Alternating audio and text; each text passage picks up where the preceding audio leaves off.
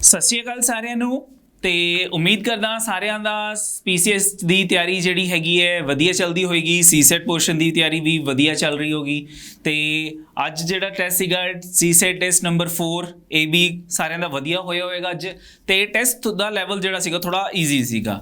ਠੀਕ ਹੈ, let's see discuss ਕਰਦੇ हैं। ਆਨਸਰ ਮੈਚ ਕਰ ਲਿਓ, ਜਿਨ੍ਹਾਂ ਦੇ ਜਿਹੜੇ ਕੁਐਸਚਨ ਗਲਤ ਨੇ ਉਹ ਮੈਚ ਕਰ ਲਓ ਤੇ ਜਿਵੇਂ ਸੋਲਵ ਕਰਨੇ ਹੈ ਉਹ ਵੀ ਵੇਖ ਸਕਦੇ ਹੋ ਕਿ ਕਿਵੇਂ ਆਪਾਂ ਕੁਐਸਚਨਸ ਨੂੰ ਕਿਸ ਵੇ ਨਾਲ ਆਪਾਂ ਈਜ਼ੀਲੀ ਸੋਲਵ ਕਰ ਸਕਦੇ ਨੇ। ਲੈਟਸ ਸੀ ਕੁਐਸਚਨ ਨੰਬਰ 1 ਮੇਰੇ ਕੋਲ ਸੀਗਾ ਫਾਈਂਡ ਦਾ ਆਡ ਵਨ ਆਊਟ। ਸਾਡੇ ਕੋਲ ਫਿਗਰਸ ਨੇ ਤੇ ਆਪਾਂ ਇਹਨਾਂ ਚੋਂ ਜਿਹੜੀ ਫਿਗਰ ਡਿਫਰੈਂਟ ਨੇ ਜਿਹੜੇ ਪੈਟਰਨ ਨੂੰ ਫੋਲੋ ਨਹੀਂ ਕਰ ਰਹੀ ਹੈ ਯਾਨੀ ਕਿ ਡਿਫਰੈਂਟ ਪੈਟਰਨ ਨੂੰ ਫੋਲੋ ਕਰ ਰਹੀ ਹੈ ਦੈਟ ਇਜ਼ ਦਾ ਆਊਟ। ठीक है, सब तो पहला फिगर ਨੂੰ अगर जे ਆਪਾਂ एनालाइज करिए मेरे कोल ए वाली लाइन हैगी है, ए वाली लाइन दिस लाइन। ठीक है, सॉरी मेरे कोल ए लाइन हैगी है दिस लाइन। जे मैं इस लाइन ਨੂੰ एंटी क्लॉकवाइज 90 डिग्री ਤੇ मूव करा anti clock this one anti clock is this one opposite to the movement of the clock ਦੇ opposite movement ਚ ਆਪਾਂ move ਕਰਾਂਗੇ। ਠੀਕ ਹੈ, ਇਹ ਜਿਹੜਾ ਇੱਥੇ ਮੈਂ ਐਰੋ ਡਰਾ ਕਰ ਲਿਆ, ਜੇ ਇਹ ਸਾਊਥ ਡਾਇਰੈਕਸ਼ਨ ਚ ਹੈ, ਜੇ ਇਹਨੂੰ ਮੈਂ 90 ਡਿਗਰੀ ਤੇ ਮੂਵ ਕਰਾਂ ਤਾਂ ਇਹਦੀ ਡਾਇਰੈਕਸ਼ਨ ਈਸਟ ਡਾਇਰੈਕਸ਼ਨ ਹੋ ਜਾਊਗੀ ਐਰੋ ਦੀ। ਠੀਕ ਹੈ, ਯਾਨੀ ਕਿ ਮੇਰੇ ਕੋਲ ਇਹ ਵਾਲੀ ਲਾਈਨ ਇੰਜ ਬਣ ਜੂਗੀ ਤੇ ਜਿਹੜੀ ਇਹ ਵਾਲੀ ਲਾਈਨ ਹੈਗੀ ਹੈ ਇਹਨੂੰ ਜੇ ਆਪਾਂ 90 ਡਿਗਰੀ ਮੂਵ ਕਰੀਏ एंटी क्लॉक तो इंज हो जाएगी। ठीक है, यानी कि ये दोनों फिगर्स जेडे ने वो सेम पैटर्न ते मूव कर रही है एंटी क्लॉकवाइज डायरेक्शन च 90 डिग्री ते मूव कर रही है। जे हुण मैं इस फिगर नू अगेन एंटी क्लॉकवाइज 90 डिग्री ते मूव करदा तो जेड़ा ये वाली चीज़ सीगी इस साइड जेड़ा मैं एरो ड्रॉ किया है ये कित्थे आ जाऊगा, ये नॉर्थ डायरेक्शन च मूव होके कुछ इंज सीगा ये इंज बन जाऊगा दिस वन 90 डिग्री। अगर जे मैं इनू एंटी क्लॉकवाइज डायरेक्शन च मूव करा तो जी ये दूजी लाइन सी इनू मूव करिए तो ये इंज बन जूगी that is the figure number B आ जूगी मेरे को। लेकिन इन्हां तिन्नां फिगरां च साडे कोल एंटी क्लॉकवाइज मूवमेंट चल रही है 90 डिग्री ते जिवें मर्जी आपां मूव कर लीए ये डी फिगर कदी नहीं बनूगी। तो that is the odd one out, this figure is odd one out. D option पहले क्वेश्चन का आंसर है। ठीक है, ये फर्स्ट क्वेश्चन का D option odd one out, क्योंकि ए एरो कदी भी साडे कोल इंज नहीं आऊगा। जे इस फिगर नू अगेन आपां एंटी क्लॉकवाइज डायरेक्शन च मूव करिए 90 डिग्री ते साडे कोल फिगर कुछ इंज दी बन जूगी। दिस वन एरो इस साइड आ जाऊगा, नाउ वेस्ट साइड आ जाऊगा, इत्थे नॉर्थ साइड सीगा हुण ये वेस्ट साइड आ जाऊगा, इधर कभी भी नहीं बनूंगा इंज। ठीक है, this is out one out. Next देखते हैं क्वेश्चन नंबर 2। क्वेश्चन नंबर 2 की है Sunanda is 50th best and the 50th worst student in the class. How many students are there in the class. ठीक है, जे आप बेस्ट की गल करिए तो सुनंदा का रैंक कितना सीगा 50th सीगा, यानी कि सुनंदा तो पहला 49 स्टूडेंट सीगे ते Sunanda is the 50th best student.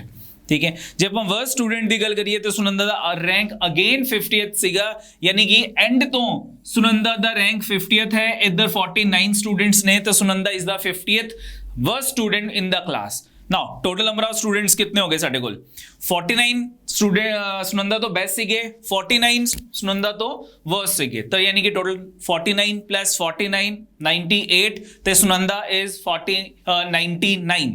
the total number of student in the class be 99। B option is the answer. Next देखते हैं क्वेश्चन नंबर 3।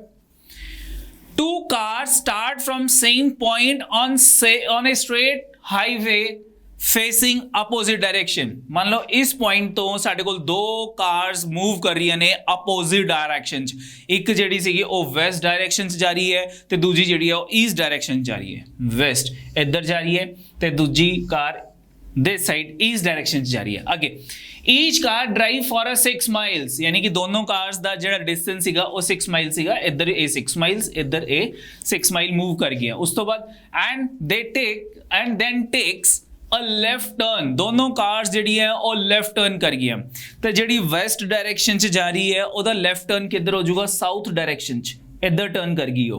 तो जिहड़ी ईस्ट डायरेक्शन च जा रही है ओदा लेफ्ट टर्न किधर हो जाऊगा नॉर्थ साइड, इधर ओदा लेफ्ट टर्न हो गया।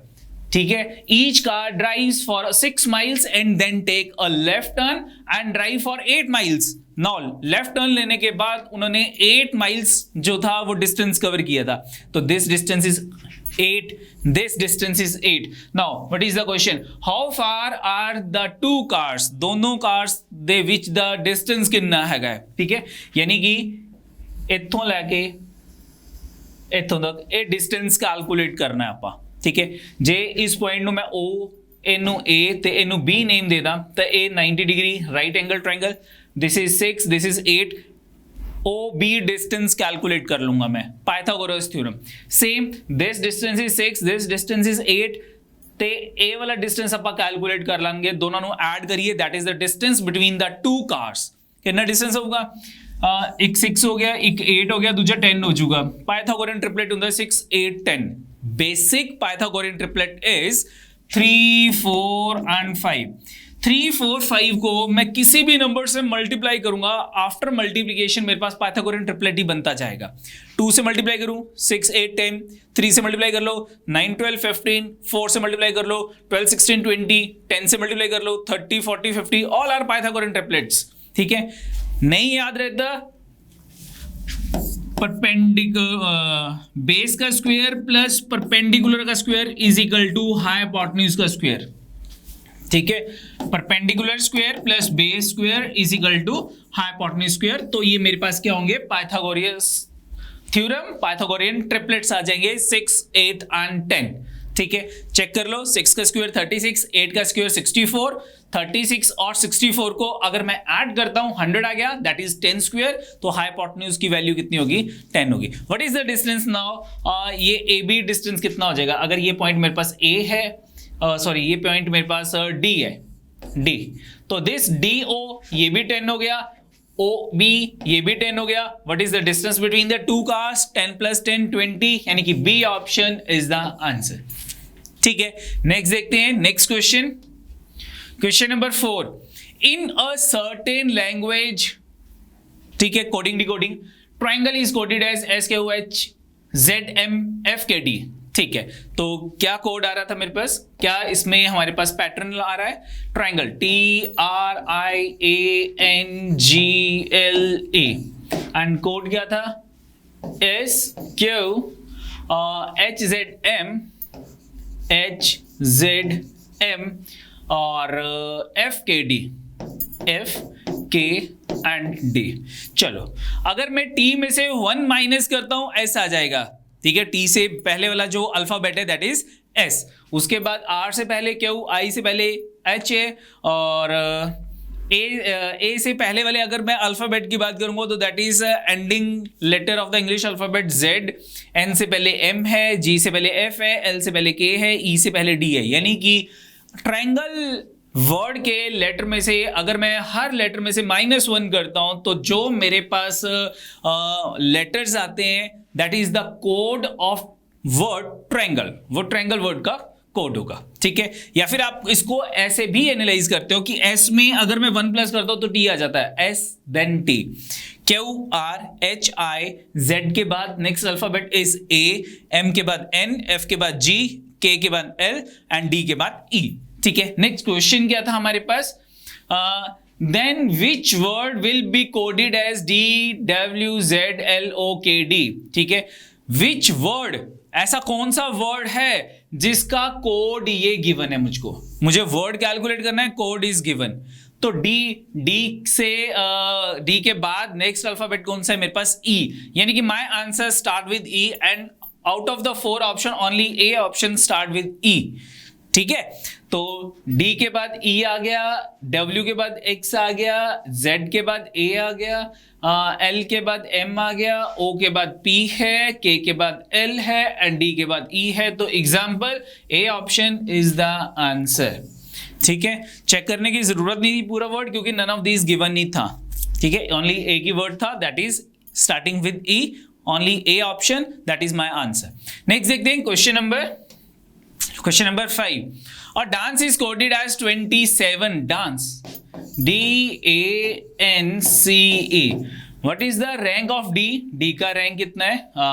4, A का रैंक कितना है? 1, N का रैंक कितना है? 14, C का रैंक कितना है? 3 करें कितना है 5। अगर मैं इनको ऐड करता हूं 4 + 1 5 + 14 19 + 3 22 + 5 27 मुझको इसका कोड गिवन था।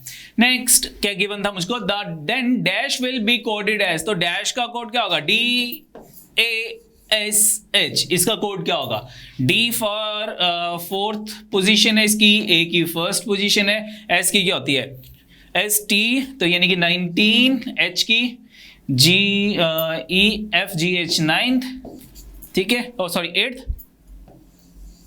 ठीक है, E इज 5th, E के बाद काउंट कर लो FGH, यानी कि 3 ऐड कर लेंगे, 5 + 3 8, तो व्हाट इज द टोटल, इनका टोटल कितना हो जाएगा 19 + 1 20 28 28 + 4 इज 32, यानी कि DASH डैश किसको रिप्रेजेंट करेगा, किस नंबर को 32। सम मैंने इनकी पोजीशन कैलकुलेट कर ली, पोजीशन के बाद मैंने उनको एड अप कर लिया, ठीक है, तो 32 is the answer, that is B option.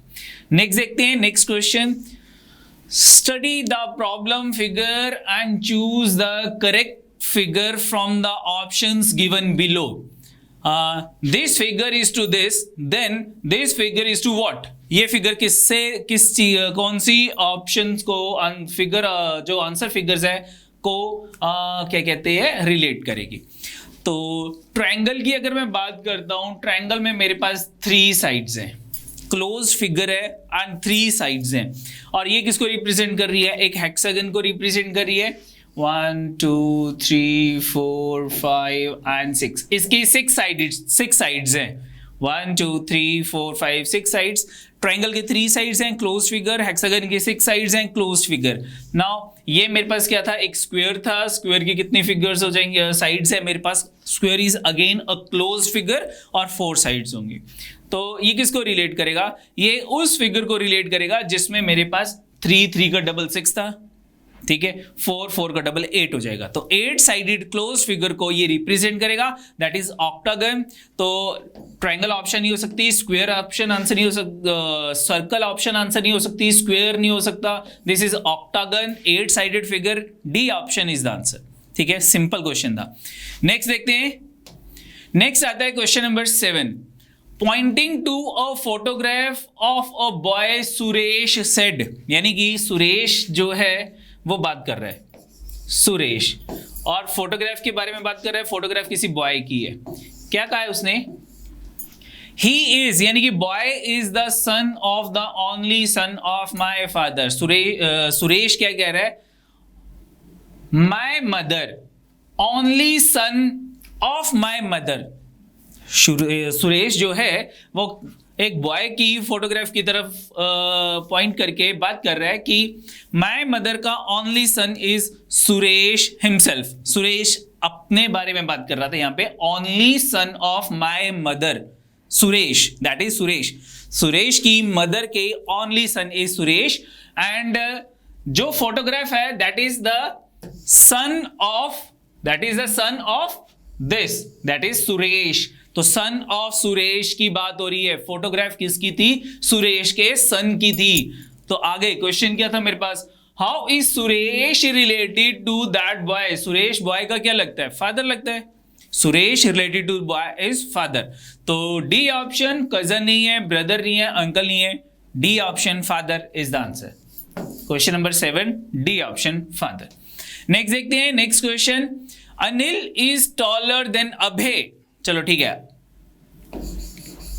Anil taller than अभय, ठीक है, जो टॉलर था उसकी तरफ मैंने जो है ये ग्रेटर देन का सिंबल जो है वो लगा दिया, तो अनिल टॉलर था अभय से। नेक्स्ट क्या है, Sunil is not as tall as Anil, यानी कि सुनील इतना टॉल नहीं है जितना अनिल है, तो सुनील और अनिल में से टॉलर कौन हुआ, अनिल हुआ, तो ठीक है, Anil is taller than Sunil, ठीक है, Sunil is not as tall as Anil. Next क्या था, Vishnu is taller than Sunil, ठीक है, Vishnu is taller than Sunil, तो Vishnu is taller than Sunil, but not as tall as Anil. But again जो विष्णु है वो भी इतना टॉल नहीं है जितना अनिल टॉल है, तो यानी कि इन तीनों में से कौन सबसे टॉल है? Anil. Anil is taller than Vishnu, Anil is taller than Sunil, Anil is taller than Abhay. अभी तक मुझे यही इंफॉर्मेशन गिवन है। नेक्स्ट क्या कहा था इसने? Shailesh is not the shortest among the 5। जो 5 बॉयज हैं उनमें सबसे शॉर्टेस्ट जो है वो कौन नहीं है? शैलेश नहीं है, तो ठीक है, Shailesh is not the shortest. आगे क्या था? Who is the shortest among them. इन सब में से शॉर्टेस्ट कौन है? तो ठीक है, अनिल तो शॉर्टेस्ट नहीं है। उसके बाद विष्णु भी शॉर्टेस्ट नहीं है क्योंकि विष्णु से शॉर्टेस्ट सुनील है, ठीक है। और शैलेश भी शॉर्टेस्ट नहीं है। शैलेश जो है उसके बारे में भी क्वेश्चन में कहा था कि वो भी शॉर्टेस्ट बॉय नहीं है। तो अगर मैं ऑप्शन की बात करता हूं तो विष्णु शॉर्टेस्ट नहीं है क्योंकि विष्णु से शॉर्टेस्ट सुनील है। सुनील शॉर्टेस्ट है। अब मेरे पास अनिल जो है वो अभय से टॉलर है, अनिल जो है वो सुनील से भी टॉलर है। विष्णु, श्लेष और अनिल शॉर्टेस्ट नहीं है, लेकिन मेरे पास अभय और सुनील का रिलेशन ही गिवन है कि अभय टॉलर है या सुनील टॉलर है, इन दोनों में से टॉलर कौन है? तो in that case what is my answer? Sunil. हम डेफिनेटली श्योर नहीं कि सुनील शॉर्टेस्ट है। उसके बाद अभय, अगेन अभय के लिए भी हम डेफिनेटली श्योर नहीं है। तो what is the answer in this case? Data इनएडिक्वेट, D option is the answer, क्योंकि अभय भी शॉर्टेस्ट हो सकता है और सुनील भी शॉर्टेस्ट हो सकता है, ठीक है। तो D option, data inadequate is the answer. Next देखते हैं, next question. The sum of the ages of 5 children born in interval of 3 years, यानी कि ये जो 5 चिल्ड्रन हैं इनकी एज का जो गैप है हर एक का वो 3 years का होगा, ठीक है। The sum of the ages of the children born at the interval of 3 years each is 50 years। उनका जो सम है वो 50 है। Then what is the ages of the youngest child, यानी कि सबसे छोटे बच्चे की जो एज है वो क्या होगी? What is my option? My A option is 4। अगर सबसे स्मॉलर जो सबसे छोटा बच्चा है उसकी एज अगर 4 year है तो नेक्स्ट की कितनी हो जाएगी? 4 में 3 ऐड कर लेते हैं, नेक्स्ट की 7 हो जाएगी। 7 में 3 ऐड करते हैं, 7 + 3 10 हो जाएगी। 10 में 3 ऐड किया 13 होगी, और फिफ्थ की क्या हो जाएगी? 13 + 3 is 16। तो ये 5 चिल्ड्रन हमारे पास आ गए। अगर इनका सम 50 आता है तो A option is the correct, otherwise change the option. अपनी ऑप्शन को चेंज कर लो, ठीक है। What is 4 + 16? 20। What is 7 + 13?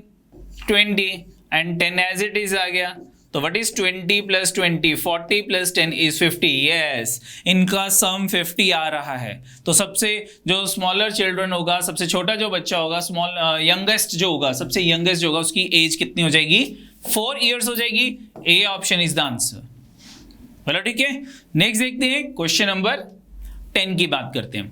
At 4:40 the hour hand and the minute hand of a clock form an angle of, तो 4:40 पे minute hand and hour hand के बीच में एंगल मुझे फाइंड करना है। तो सबसे पहले हम अपनी क्लॉक ड्रॉ कर लें, यही सिखाया था मैंने।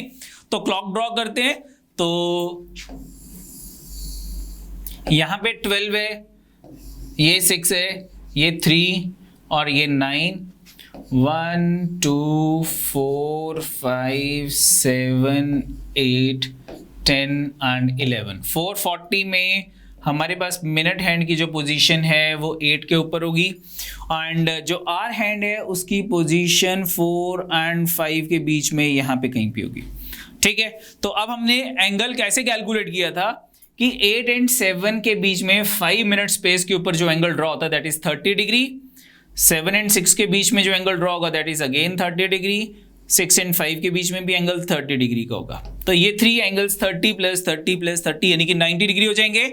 यानी कि हमारे पास जो एंगल होगा that is more than 90 degree. तो ऑप्शंस मोर देन 90 डिग्री ही है तीनों।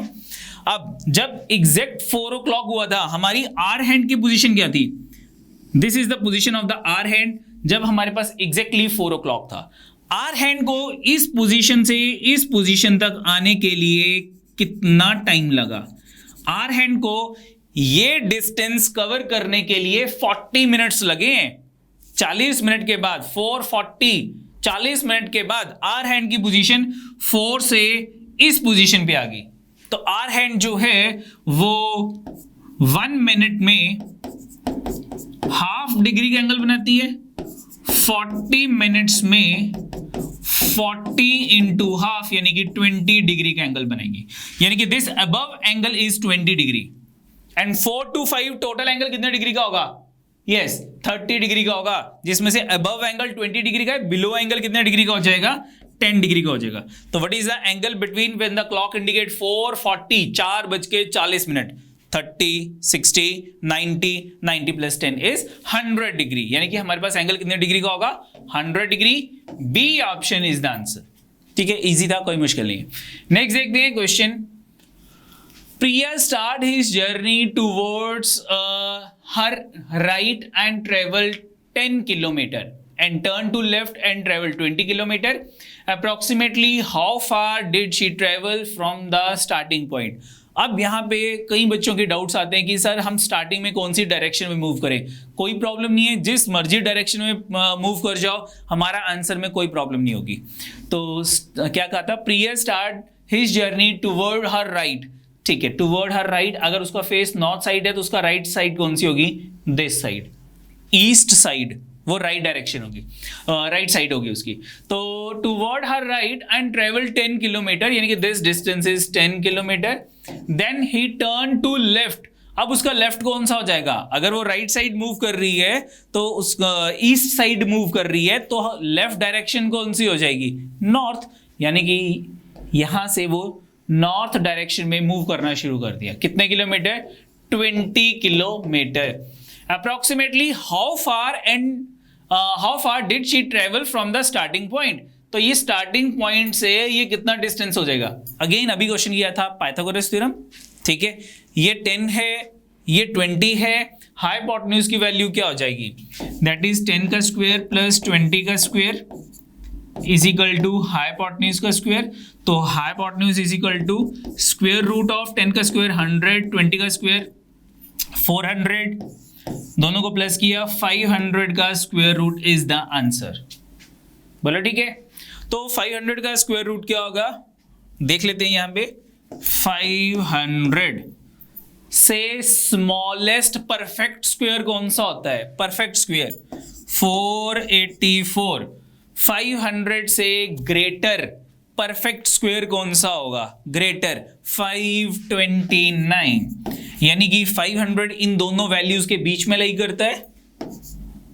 इसका स्क्वायर रूट कर लेते हैं, इसका स्क्वायर रूट कर लेते हैं, इसका स्क्वायर रूट करते हैं। इसका स्क्वायर रूट 23 आ गया, इसका स्क्वायर रूट 500 का स्क्वायर रूट और इसका स्क्वायर रूट 22 आ गया। It mean my answer lies between 22 and 23। 22 का स्क्वायर 484, 23 का square 529। Answer lies between 22 and 23। तो 22 एंड 23 दोनों में से नियरेस्ट किसके था? क्योंकि अप्रोक्सीमेट आंसर कैलकुलेट करना था, इन्होंने क्या कहा मुझे? अप्रोक्सीमेट। ठीक है, तो 500 484 के नियरेस्ट था, ये 529 के नियरेस्ट है। ज्यादा नियरेस्ट किसके है? 22 के ज्यादा नियरेस्ट है। तो 22 इज द आंसर। वैसे भी हमारे पास डाटा इनसफिशिएंट नहीं हो सकता था, 30 है, 40 है, ये बहुत दूर की वैल्यूज हैं, तो 22 A option is the answer. ठीक है, अदरवाइज 500 का स्क्वायर रूट मैं कैसे कैलकुलेट करता?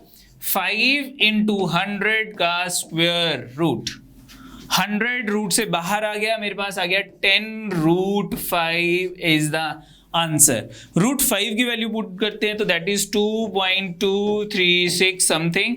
इसको अगर मैं 10 से मल्टीप्लाई करता हूं तो 22.36 इज अप्रोक्सीमेट। तो अप्रोक्सीमेट अगर होल नंबर की बात करेंगे तो that is nearest to 22। A option is the answer. Next देखते हैं क्वेश्चन नंबर 11।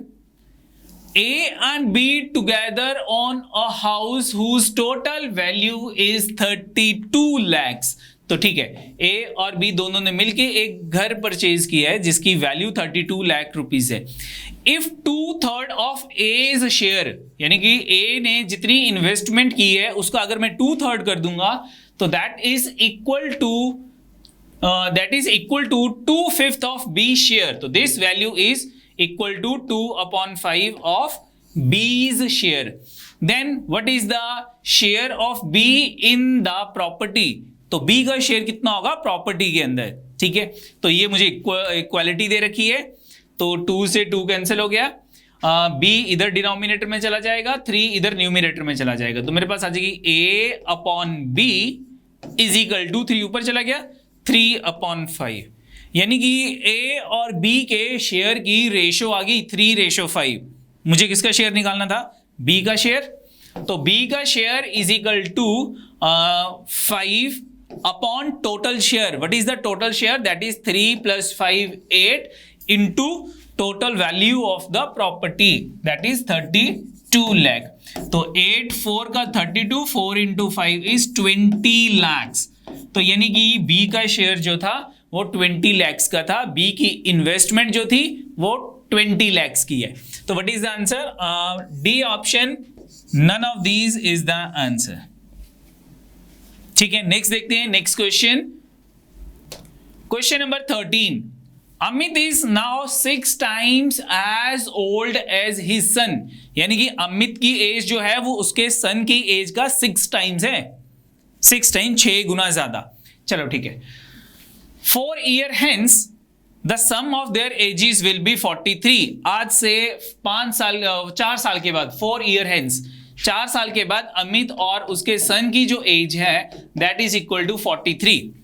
तो आज से प्रेजेंट एज से अमित की एज कितनी इंक्रीज हो जाएगी, 4 साल इंक्रीज होगी, उसके सन की एज भी कितनी इंक्रीज होगी, 4 साल इंक्रीज होगी। तो 4 + 4 कितना हो गया, 8 हो गया।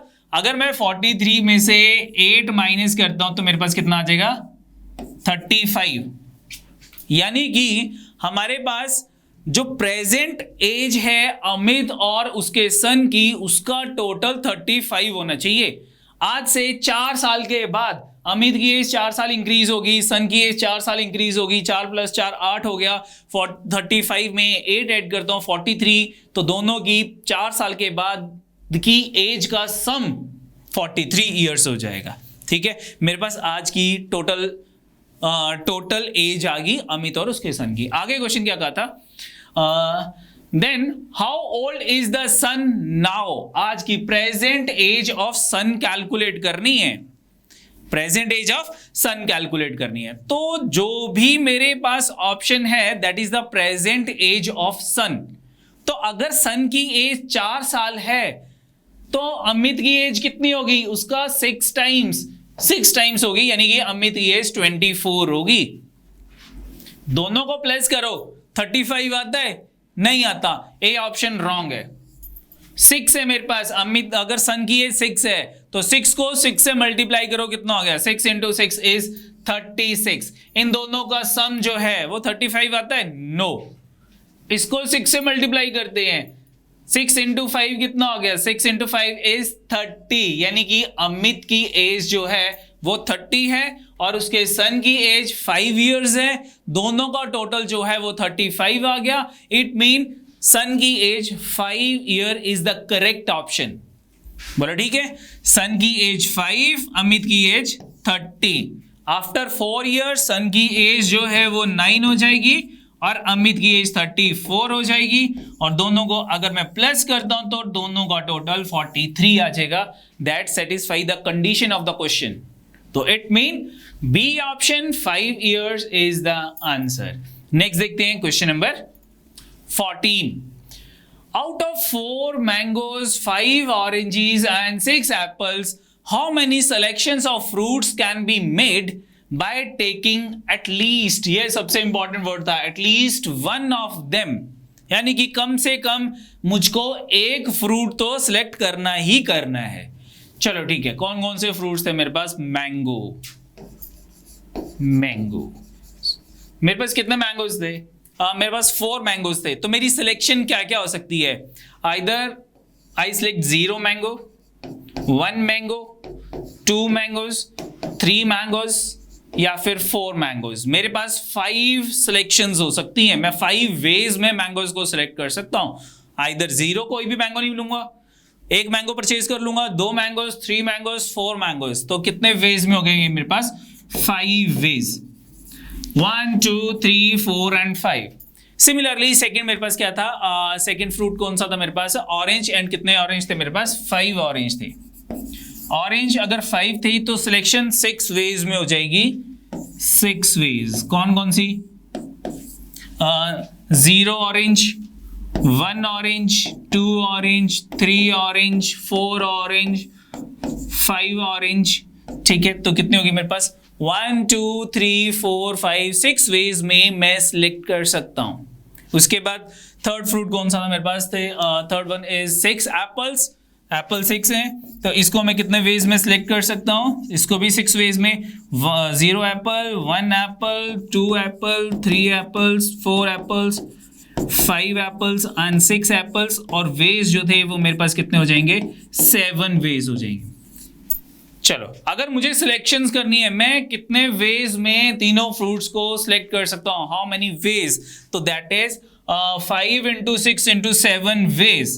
कितने वेज हो जाएंगे मेरे पास, 5 into 6 into 7, 5 6 and 7, तो कितना हो गया, 5 into 6 30, 30 into 7 is 210 ways. But in 210 ways में मेरे पास एक वो वे भी होगा जिसमें 0 mango, 0 apples, 0 orange and 0 Apple, एक वे ये था मेरे पास। लेकिन 0 0 0 तीनों फ्रूट 0, यानी कि मैंने कोई फ्रूट परचेज नहीं किया। तो कोई फ्रूट परचेज नहीं करना यानी कि क्वेश्चन में मुझे कंडीशन थी कि एटलीस्ट वन ऑफ देम, ये देखो, taking at least one of them, यानी कि कम से कम एक फ्रूट तो मुझे सिलेक्ट करना ही करना है। तो आउट ऑफ 210 वेज मैं उस वे को माइनस कर लूंगा जिसमें कोई भी फ्रूट सिलेक्ट नहीं होगा, तो दैट इज -1 वे। मेरे पास रिमेनिंग 209 वेज रह जाएंगे, 209 वेज रह जाएंगे। ठीक है, अब आप कहोगे सर 210 वेज कैसे बने, वो मैं आपको बता देता हूं। 0 mango, 0 orange, 0 Apple is my first way. 1 mango, 0 orange, 0 Apple is my second way. 2 mango, 0 orange, 0 apple is my third way. Similarly, 3 mango, 0 0 fourth way, और 4 mango, 0 0 0 fifth way.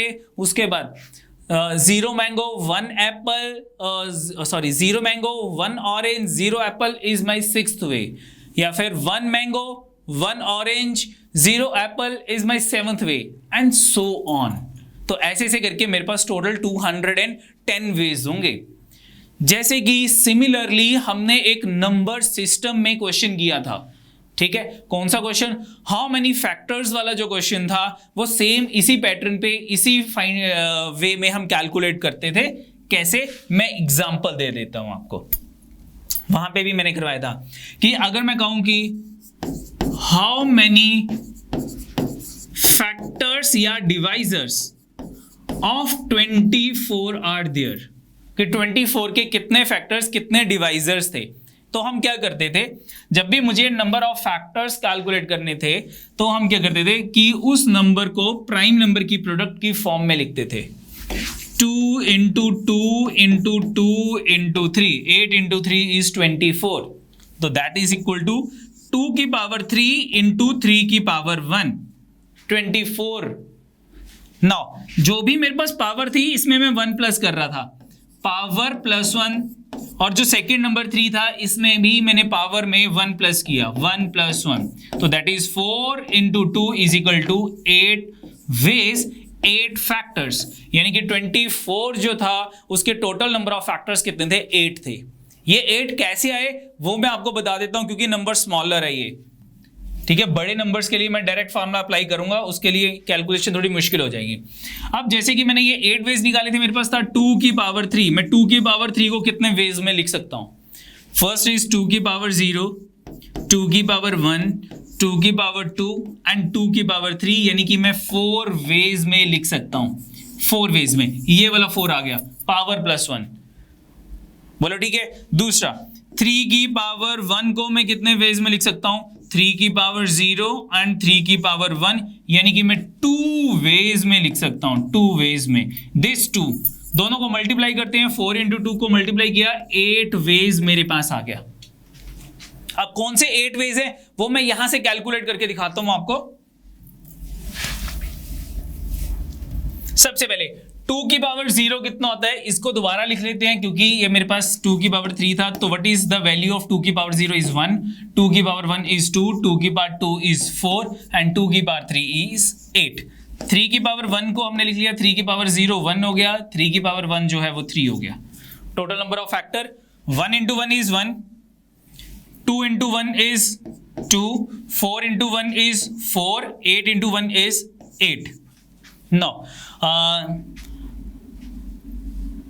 2 into 3 is 6, 4 into 3 is 12, 8 into 3 is 24 and 3 into 1 is एक 3 भी होगा। तो total देखो कितने numbers आ गए मेरे पास, 1 2 3 4 5 6 7 8 and all these 8 numbers are factor of 24।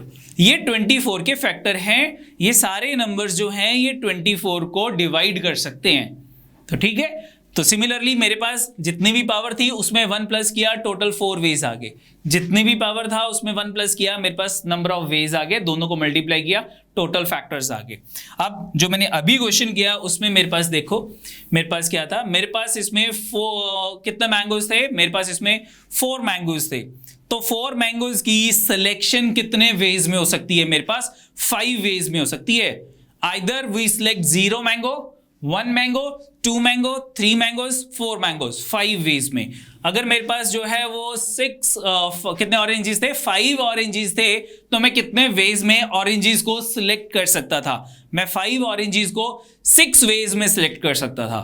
0 orange, 1 2 3 4 5, तो 6 वेज हो जाएंगे। और सिमिलरली एप्पल्स मेरे पास टोटल 6 थे, कितने वेज में सिलेक्ट हो सकते हैं, 7 वेज में। तो टोटल नंबर ऑफ सिलेक्शंस कितनी हो जाएंगी मेरे पास, तो total number of selections are 5 6 and 7, यानी कि 5 into 6 into 7 is equal to 210 ways।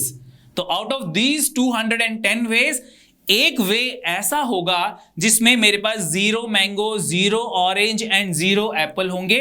That way मैं सब्ट्रैक्ट कर दूंगा, क्यों, क्योंकि उसने मुझे कहा था एटलीस्ट 1 फ्रूट सिलेक्ट करना है मुझे, ये एटलीस्ट 1 फ्रूट। अगर ये वर्ड एटलीस्ट ना दे रखा होता, उसने सिर्फ मेरे को टोटल नंबर ऑफ सिलेक्शन पूछी होती, तो 210 आंसर होगा। लेकिन अगर एटलीस्ट 1 है तो दैट इज 209 वेज। तो व्हाट इज द आंसर, कौन सी ऑप्शन आंसर है? In this way this A option नहीं हो सकता, 210 नहीं हो सकता, 120 नहीं है, none of these, D option 209 ways is the answer. ठीक है, नेक्स्ट देखते हैं question number 15। Rajesh, Ranjan and Jitendra invest rupees 5,000, 10,000 and 15,000 respectively to start a business. Rajesh left the business after 1 year. They earned a profit of rupees 11,000 at the end of 2 years. 2 सालों के बाद उनको profit हो रहा है, कितना profit हो रहा है उनको, 11,000 का प्रॉफिट हो रहा है। तो सबसे पहले 2 years का क्या मतलब हुआ, 24 months। जो सबसे पहले हमारे पास राजेश था सॉरी राजेश है, इसकी इन्वेस्टमेंट कितनी थी, 5,000 रुपीज की इन्वेस्टमेंट थी, और इसकी इन्वेस्टमेंट मैंने कितनी देर बिजनेस में यूज की है, राजेश लेफ्ट आफ्टर 1 ईयर, यानी कि मैंने इसकी इन्वेस्टमेंट 12 मंथ बिजनेस में इसके 5,000 रुपए हमने यूज किए। उसके बाद नेक्स्ट कौन था, रंजन बिजनेस छोड़ के नहीं गया, तो उसके 10,000 मैंने कितने मंथ्स यूज किए थे, 24 मंथ्स यूज किए। सिमिलरली थर्ड कौन था, जितेंद्र के हमने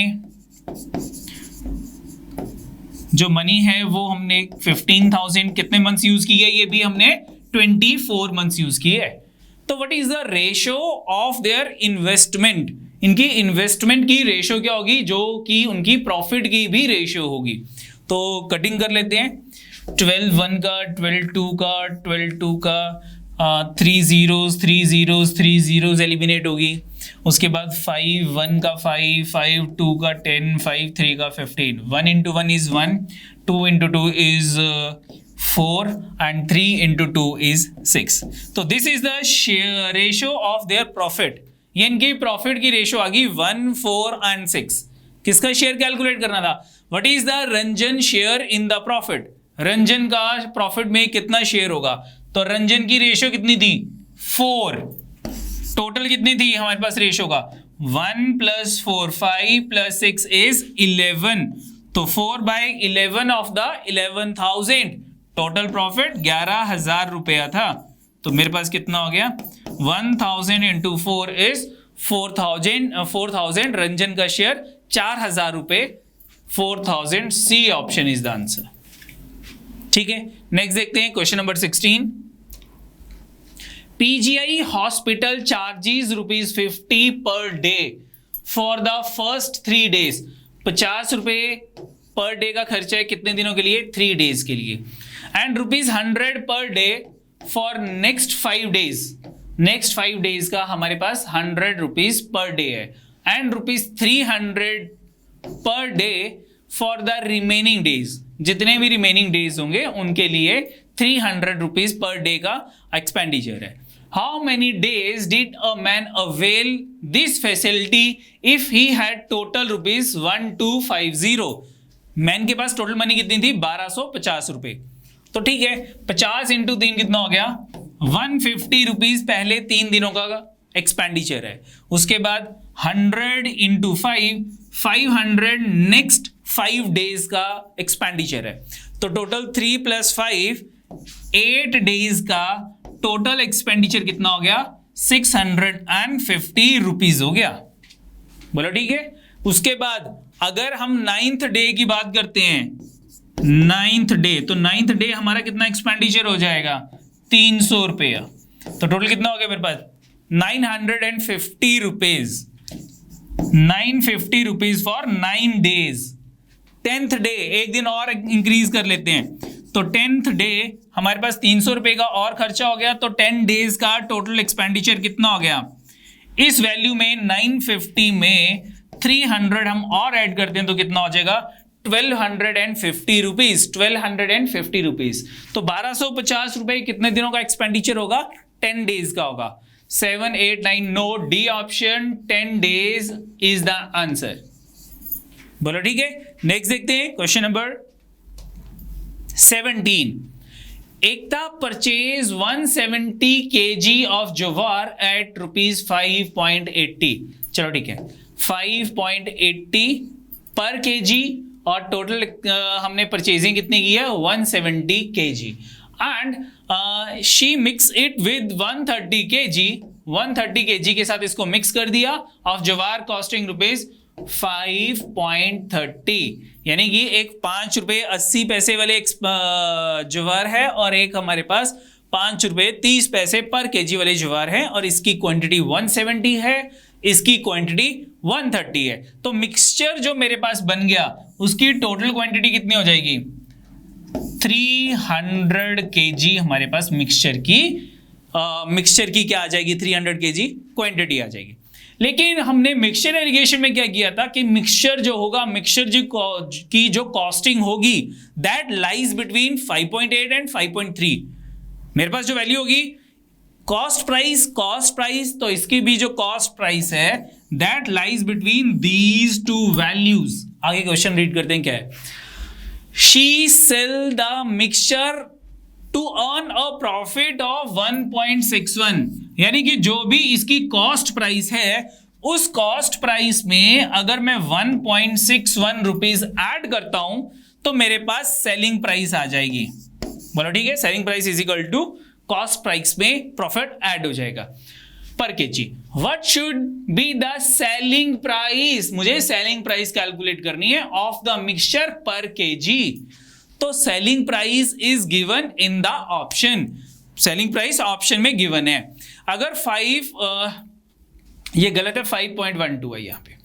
अगर 5.12 ₹5.12 सेलिंग प्राइस पर केजी है, इस सेलिंग प्राइस में से अगर मैं profit 1.61, selling price minus profit is equal to cost price. अगर 5.12 में से मैं 1.61 माइनस करता हूं तो मेरे पास वैल्यू जो है वो इन दोनों वैल्यूज के बीच में नहीं आएगी, वो 4 पॉइंट समथिंग हो जाएगी। दैट इज नॉट पॉसिबल, ये ऑप्शन आंसर नहीं हो सकती। सिमिलरली 5.68 में से 5.68 में से भी अगर मैं 1.61 माइनस करता हूं तो that is 4.07. That is again not possible कि मेरे पास सेलिंग प्राइस जो है वो 5.68 हो जाए, तो ये भी मेरी ऑप्शन नहीं हो सकती. ठीक है. थर्ड, अगर मेरी जो कॉस्ट सेलिंग प्राइस 6.12 है तो 6.12 में से भी अगर आप मैं 1.61 माइनस करता हूं तो कितना आता है? ये आ गया 1, ये आ गया 5, ये आ गया 4. बोलो ठीक है. तो मेरे पास कॉस्ट प्राइस 4.51 हो जाएगी. That is again not possible क्योंकि मेरी जो कॉस्ट प्राइस है दैट लाइज बिटवीन 5.8 एंड 5.3. तो what is my answer? My answer is none of these D option. एक वे तो ये था इसको करने का. दूसरा तरीका क्या है इसको करने का? इसका दूसरा तरीका बताता हूं, वो थोड़ा सा लेंथी हो जाएगा. ठीक है. आप इस वे में इसको कर सकते हो. हमारे पास क्या था? मेरे पास टोटल 170 kg हैं और पर केजी जो कॉस्ट है दैट इज 5.8. इनको मल्टीप्लाई कर लो. उसके बाद 130 kg हैं और कॉस्ट प्राइस पर केजी 5.3 है. इनको भी मल्टीप्लाई कर लो. दोनों को प्लस कर लो. That is the total cost price. वो मेरे पास टोटल कॉस्ट प्राइस आ जाएगी. जो भी आ जाएगी ए बी सी आप कैलकुलेट कर सकते हो. उसके बाद मेरे पास कॉस्ट प्राइस आ गई. अब प्रॉफिट कैलकुलेट कर लेते हैं. प्रॉफिट क्या होगा?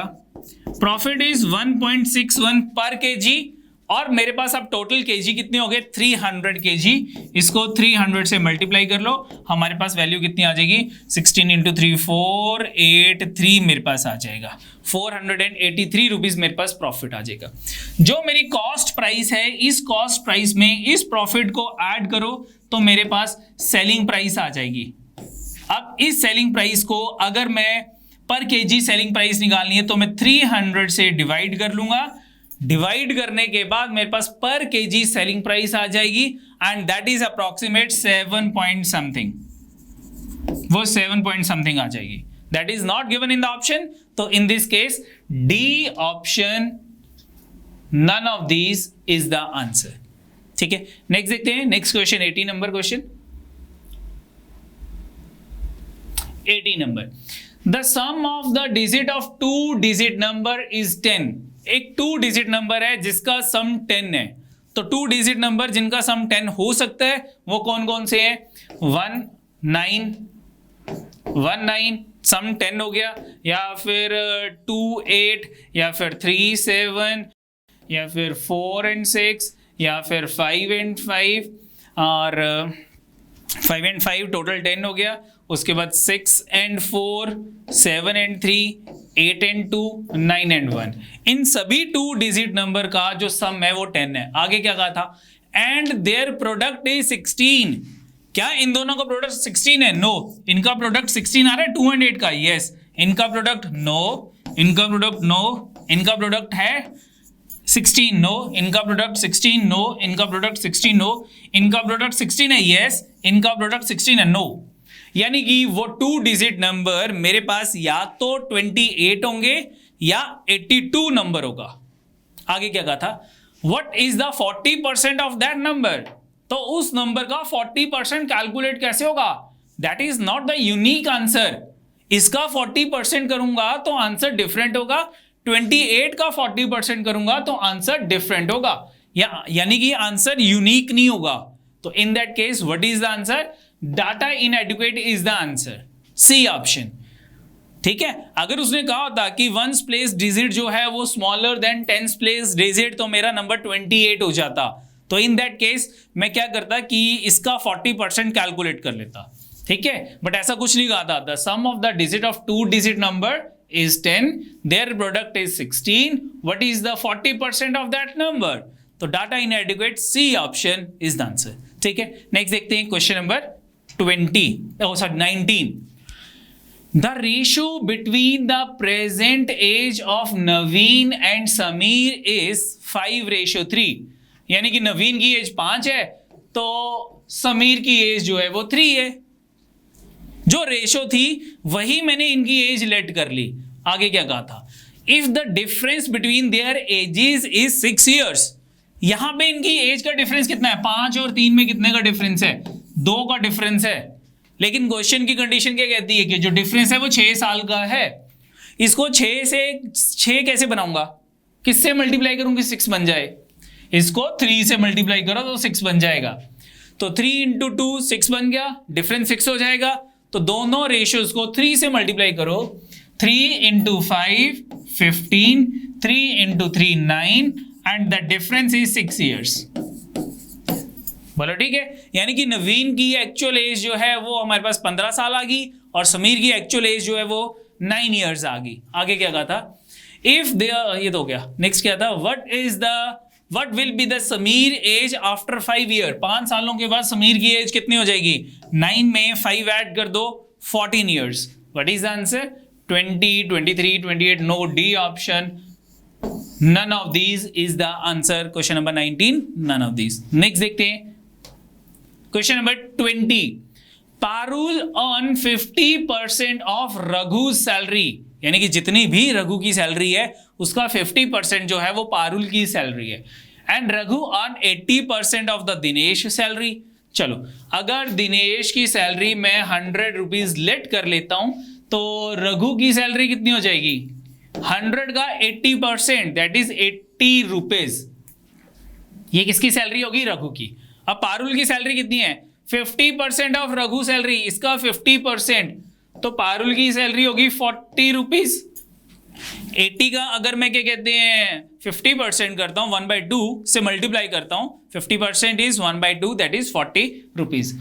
If the salary of the 3 for a month is 22,000, ये तो तीनों की सैलरी की रेशियो आ गई, कितनी आ गई, 10:8:4। मैंने सब में से 0 एलिमिनेट कर दी।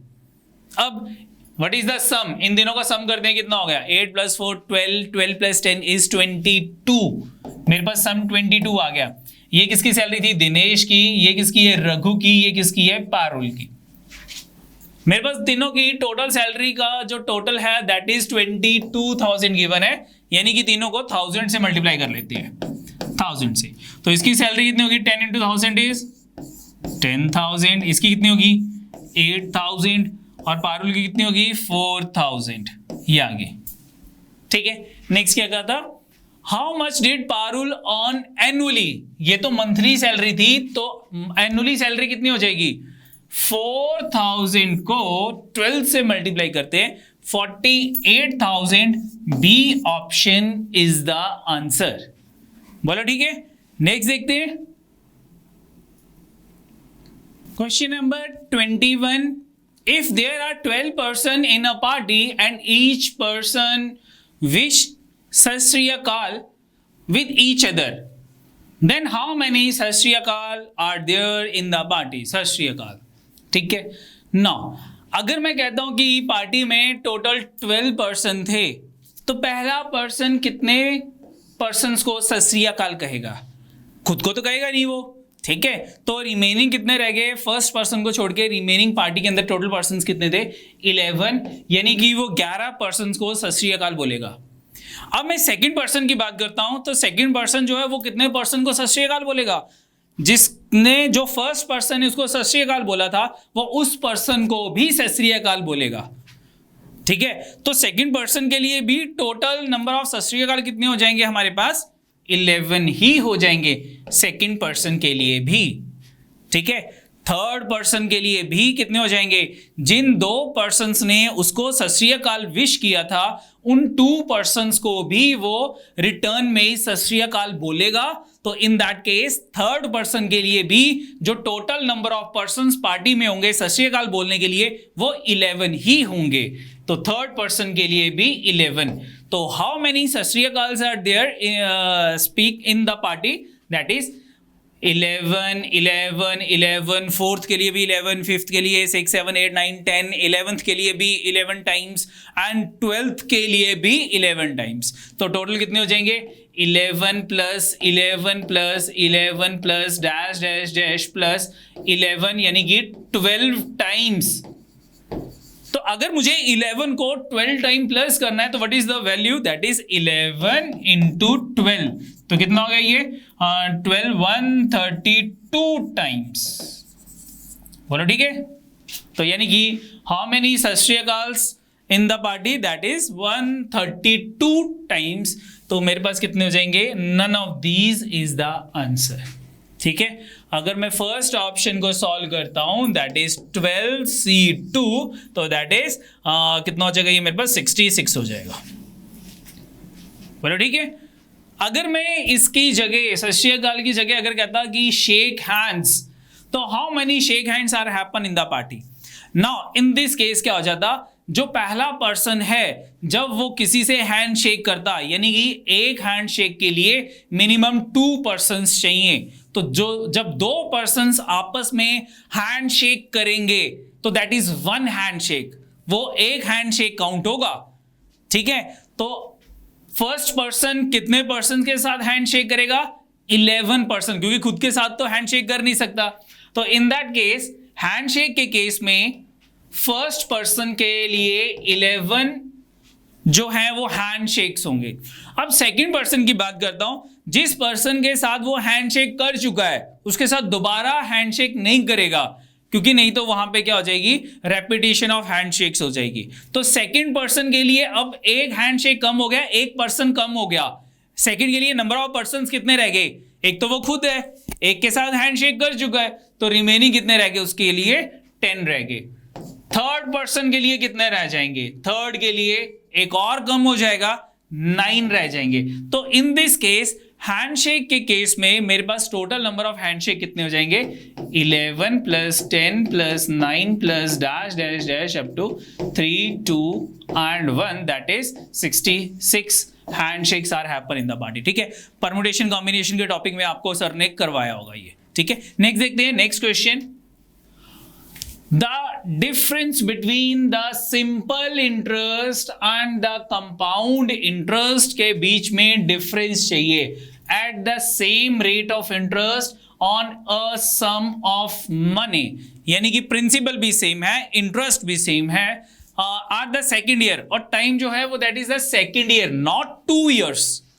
2 years का मतलब है कि 2 सालों का डिफरेंस चाहिए, और सेकेंड ईयर का मतलब है सिर्फ सेकेंड ईयर का डिफरेंस चाहिए मुझे simple interest and compound interest के बीच में। ठीक है, इस 4 रुपए और जो डिफरेंस है वो 4 रुपीज दे रखा है। What is the and the rate of interest is 5%। What is the principal, मुझे प्रिंसिपल सम कैलकुलेट करना है कि प्रिंसिपल सम कितना होगा। तो इस क्वेश्चन को हम 2 तरीके से कर सकते हैं। ठीक है, सबसे पहला वे, अगर मैं आपको कहता हूं कि जो compound interest and simple interest है पहले साल का, फर्स्ट ईयर का, वो हमेशा सेम होता है, ये मैंने आपको पहले भी बताया था, दैट इज द सेम। बोलो ठीक है। तो अगर सिंपल इंटरेस्ट जो है वो 100 है, कंपाउंड इंटरेस्ट भी 100 है, तो डिफरेंस कितना हो गया, पहले साल का 0 हो गया। सेकेंड ईयर का जो कंपाउंड इंटरेस्ट है और जो सेकेंड ईयर का सिंपल इंटरेस्ट है, सेकेंड ईयर का, सॉरी इधर फर्स्ट ईयर का, compound interest of first year minus simple interest of first year, जो डिफरेंस है that is 0। Compound interest of second year and simple interest of second year, इनका जो difference होगा वो मुझे 4 रुपीज गिवन है। ठीक है, तो सेकेंड ईयर का कंपाउंड इंटरेस्ट क्या होता है, दैट इज जो पहले साल का अमाउंट होगा, जो पहले साल का अमाउंट होगा उसके ऊपर सेकेंड ईयर में क्या होगा, प्रिंसिपल इंटरेस्ट कैलकुलेट होगा, वो सेकेंड ईयर का प्रिंसिपल बन जाता है। The amount of the first year is the amount of the first year is the principle of the second year, second year का प्रिंसिपल बन जाता है। तो compound interest of second year is amount of first year into rate, time तो 1 साल ही होगा, upon 100, ये होगा। ये फार्मूला भी मैंने आपको करवा रखा है। ठीक है, तो what is the amount of first year, principal 1 plus r upon 100 raise to power 1, क्योंकि पहले साल का अमाउंट निकालना है, इनटू r अपॉन 100, तो उसको मैं फ्रंट में लिख लेता हूं PR upon 100। This is the compound interest of second year. बोलो ठीक है, minus sorry what is the simple interest of second year, तो पहले साल का सिंपल इंटरेस्ट हो या दूसरे साल का सिंपल इंटरेस्ट हो, वो हमेशा सेम ही होता है। तो that is principal into rate, time तो एक साल ही लेना है, upon 100, it is the simple interest of second year. दोनों में से पी आर अपॉन 100 मैं कॉमन ले लेता हूं, तो मेरे पास क्या आ जाएगा, पी आर अपॉन 100 मैंने कॉमन ले लिया, 1 प्लस आर अपॉन 100, ये वाला माइनस और इसकी जगह 1 रह गया, ये आ गया, ये दोनों कैंसिल हो गए। आर की वैल्यू 5% दे रखी थी, पुट कर लेते हैं, इजिकल टू कितना था मेरे पास, डिफरेंस 4 रुपए गिवन था, कितना हो गया 4 is equal to P into rate की जगह 5 पुट कर लिया, अपॉन 100 इंटू 5 अपॉन 100, ये आ गया। तो ठीक है, 5 इंटू 5 25, 4 का 100, 400 उधर जाके मल्टीप्लाई हो गया, 4 इंटू 400 इजिकल टू प्रिंसिपल। तो हमारे पास प्रिंसिपल जो था वो 1600 रुपीज कैलकुलेट हो गया। तो व्हाट इज द आंसर, कौन सी ऑप्शन आंसर है मेरे पास, A option is the answer, A option 1600 answer हो गया। दूसरा वे क्या है इसको करने के लिए, अगर मैं ध्यान से सोचूं कि पहले साल का अगर प्रिंसिपल, मान लो फर्स्ट ईयर का जो प्रिंसिपल है वो 1000 है, इसके ऊपर मैंने 5% इंटरेस्ट कैलकुलेट कर लिया, तो पहले साल का इंटरेस्ट कितने रुपीस हो गया, 50 रुपए हमारे पास जो है वो इंटरेस्ट हो गया। ठीक है, 1000 रुपया प्रिंसिपल था, 5% रेट ऑफ इंटरेस्ट है, तो इंटरेस्ट कितना हो गया मेरे पास, 50 रुपए हो गया। तो सेकेंड ईयर में जो मेरा अमाउंट है दैट इज 1000 प्लस 50, 1050 के ऊपर इंटरेस्ट कैलकुलेट होगा, तो 1000 के ऊपर प्लस 50 रुपीज के ऊपर, तो जो डिफरेंस होगा, जो मेरे पास डिफरेंस होगा, देखो मैंने क्या लेट किया था यहां पे कि मैंने प्रिंसिपल अपना 1000 रुपीज लेट कर लिया। अब इस 1000 के ऊपर चाहे मैं कंपाउंड इंटरेस्ट कैलकुलेट करूं चाहे सिंपल इंटरेस्ट कैलकुलेट करूं, मेरे पास कितना कैलकुलेट होगा, दैट इज 50 रुपीज कैलकुलेट हो जाएगा। अब सेकेंड ईयर के केस में मैं सिंपल इंटरेस्ट की बात करता हूं, तो यहां पे तो सिर्फ 1000 के ऊपर इंटरेस्ट कैलकुलेट होगा, that is again 50 rupees he calculate होगा। लेकिन कंपाउंड इंटरेस्ट की बात करता हूं, तो कंपाउंड इंटरेस्ट के केस में प्रिंसिपल प्लस इंटरेस्ट दोनों के ऊपर इंटरेस्ट कैलकुलेट होगा। इसके ऊपर जो इंटरेस्ट कैलकुलेट होगा वो तो इसके सेम ही आएगा, 50 रुपए ही आएगा। जो एक्स्ट्रा एडिशनल इंटरेस्ट मुझे रिसीव होगा in case of compound interest, वो एडिशनल किस वैल्यू के ऊपर कैलकुलेट होगा, वो इस वैल्यू के ऊपर कैलकुलेट होगा ओनली।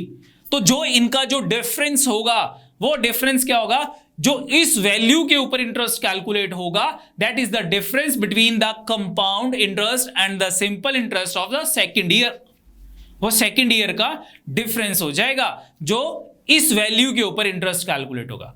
तो इन दिस क्वेश्चन मैं क्या करता हूं, इन दिस क्वेश्चन जो मुझे गिवन था, मैं क्या करता हूं, इसमें हम पहले साल का सिंपल इंटरेस्ट कैलकुलेट कर लेते हैं। तो पहले साल का सिंपल इंटरेस्ट कितना होगा, ठीक है, यानी कि ये जो मुझे 4 रुपीज गिवन था डिफरेंस, वो क्या है, जो पहले साल का इंटरेस्ट है, पहले साल का इंटरेस्ट है, इस वैल्यू के ऊपर मैंने इंटरेस्ट कैलकुलेट कर लिया।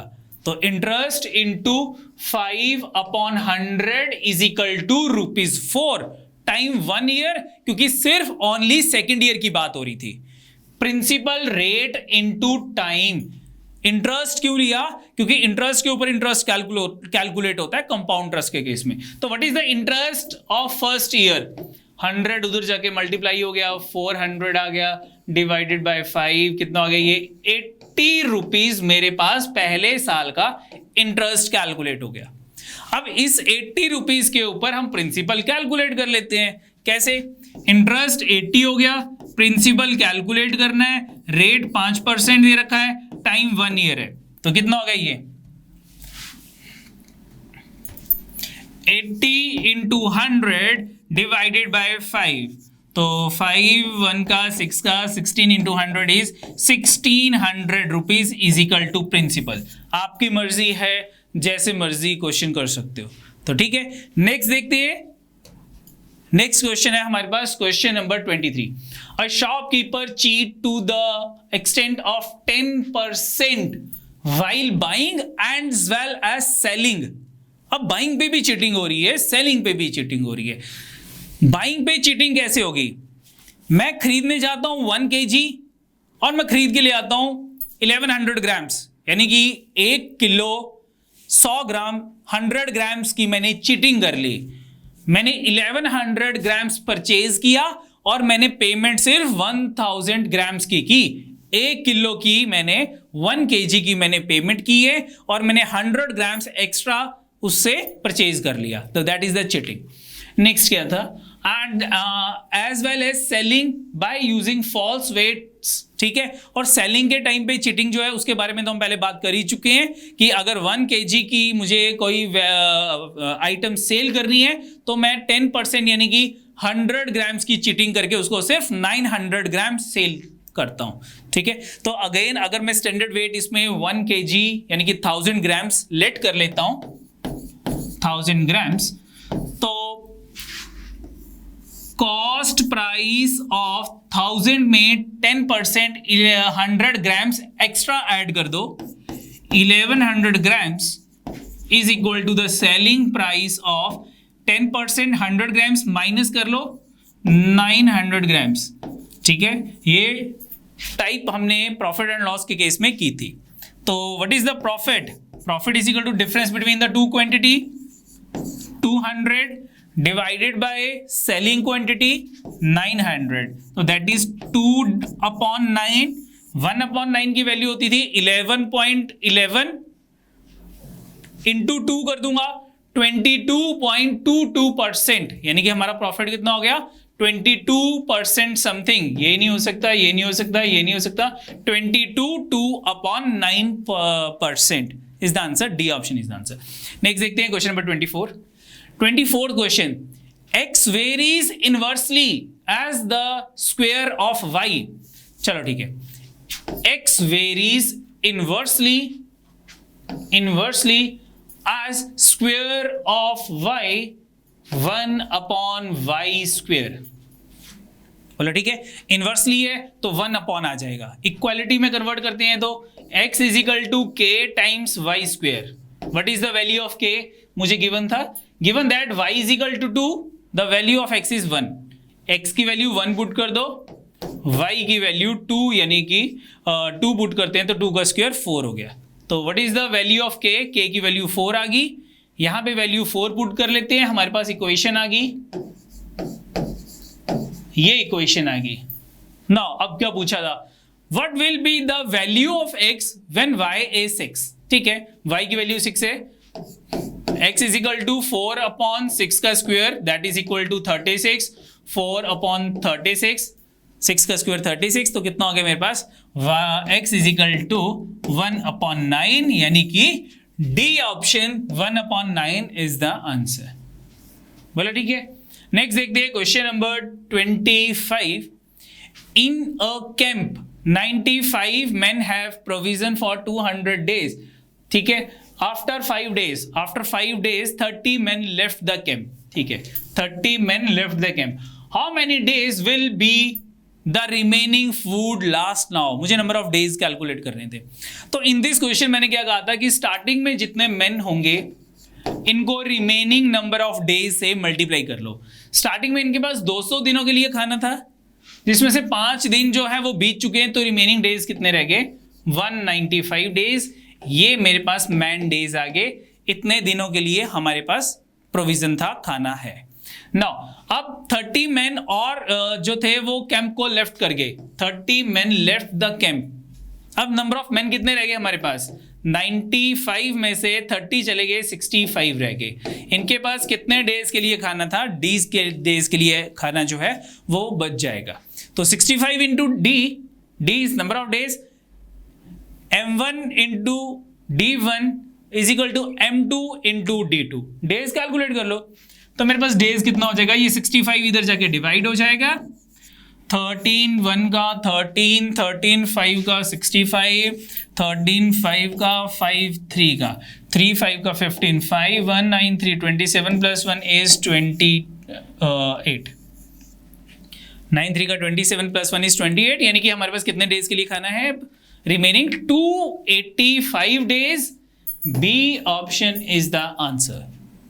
बोला ठीक है। नेक्स्ट देखते हैं question number 26। A and B can complete a work in 15 days and 10 days respectively. They start doing the work together, but after 2 days B had to leave and A alone complete the remaining work. In how many days the whole work was completed? Let the whole work was completed in X days. That is my answer.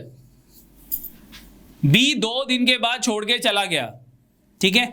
अब इस question को कैसे करना है मैंने बताया था। जो भी मेरे पास गिवन होंगे डेट्स 15 एंड 10, दोनों का एलसीएम ले लेते हैं, दैट इज, या कोई एक ऐसी कॉमन वैल्यू ले लेते हैं जो वैल्यू इन दोनों से एग्जैक्टली डिविजिबल होगी। कोई भी एक ऐसा नंबर ले लो जो इन दोनों से एग्जैक्टली डिविजिबल होगा, तो दैट इज 30। तो टोटल वर्क मैंने 30 यूनिट्स लेट कर लिया। What is A's 1 day work? That is 30 divided by 15 is equal to 2 unit. What is B's 1 day work is equal to 30 divided by 10 is equal to 3 units. बोलो ठीक है। तो मेरे पास जो है वो इनके 1 day वर्क आ गया कि A's 1 day work is equal to 30 and B's 1 day work is equal to 10 आ गया, ठीक है।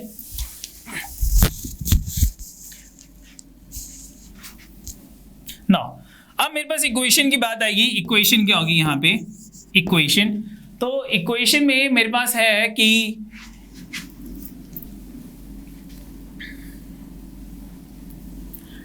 A's 1 day work into A के नंबर ऑफ डेज। A तो छोड़ के नहीं किया था वर्क को, A तो पहले दिन से आखिरी दिन तक काम कर रहा है, तो A के हमारे पास नंबर ऑफ डेज कितने हो जाएंगे? X। B's 1 day work into B के नंबर ऑफ डेज। बी ने कितने दिन काम किया था? बी ने सिर्फ 2 दिन काम किए हैं। This is the work done by B and this is the work done by A is equal to total work. Total work कितना लेट किया था मैंने? 30। ए और बी की वैल्यू पुट कर लो। ए की वैल्यू जो है वो 2 है, तो ए की वैल्यू 2 पुट करते हैं, बी की वैल्यू 3, तो 2 into X is 2x। B की वैल्यू 3 पुट कर ली, तो 3 इंटू 2 कितना हो गया? 6 इज इक्वल टू 30। एक्स की वैल्यू कैलकुलेट कर लो, ये उधर चला गया 24 हो गया। 2x is equal to 24 and x is equal to 12। तो whole work was completed in 12 days। सारा का सारा काम जो है वो कितने दिनों में खत्म हो जाएगा? 12 दिनों में खत्म हो जाएगा। What is the answer? C option 12 days is the answer। C option। बोलो ठीक है। नेक्स्ट देखते हैं next question. Question number 27। Pipe A and B can fill a tank in 5 and 6 hours respectively. Pipe C can empty in 12 hours. तो total work late कर लेते हैं, that is 6, 5, 6 and 12। कोई एक ऐसी वैल्यू जिनसे ये तीनों वैल्यूज एग्जैक्टली डिवाइड, जिनसे जो वैल्यू इन तीनों से एग्जैक्टली डिवाइड हो सके, दैट इज 60। तो टोटल वर्क मैंने 60 यूनिट्स ले लिया, या फिर हम ये ले लेते हैं कि capacity of the tank is, जो टैंक है उसमें 60 लीटर वाटर डलेगा। तो what is the pipe A's 1 hour work? 1 घंटे में पाइप ए का वर्क कितना हो जाएगा? 60 डिवाइडेड बाय 5 12। पाइप बी का कितना हो जाएगा? 60 divided by 6 is equal to 10। और पाइप सी का कितना हो जाएगा? 60 divided by 12 is equal to 5 litre. बोला ठीक है। नाउ टुगेदर वर्क कितना हो जाएगा? If all the 3 pipes open together then the tank will be filled in how many times? ठीक है, तो यानी कि combined work together 1 hour work कितना हो जाएगा? इकट्ठे टुगेदर 1 आवर वर्क कितना होगा? तो that is equal to 12 fill हो रहा है वाटर प्लस 10 पाइप बी भी फिल कर रही है प्लस, लेकिन पाइप सी एम्प्टी कर रही है -5। तो कितना हो गया? 12 प्लस 10 22, 22 माइनस 5 इज 17, यानी कि 17 यूनिट आ गया मेरे पास आफ्टर 1 आवर। तो टाइम कितना हो जाएगा? नंबर ऑफ आवर्स कैसे कैलकुलेट करने को बताया था मैंने, that is equal to total work divided by together 1 hour work, 60 divided by 17। तो what is the answer? 39/17 multiply करता हूं, 17 3 का 51 प्लस 9 इज 60/17। बोलो ठीक है, तो C option is the answer. Next देखते हैं question number 28। A thief steal a car at 2:30 p.m. and drive it at a speed of 60 km per hour। ये थीफ की स्पीड दे रखी है, उसने 2:30 पे एक कार को चोरी किया।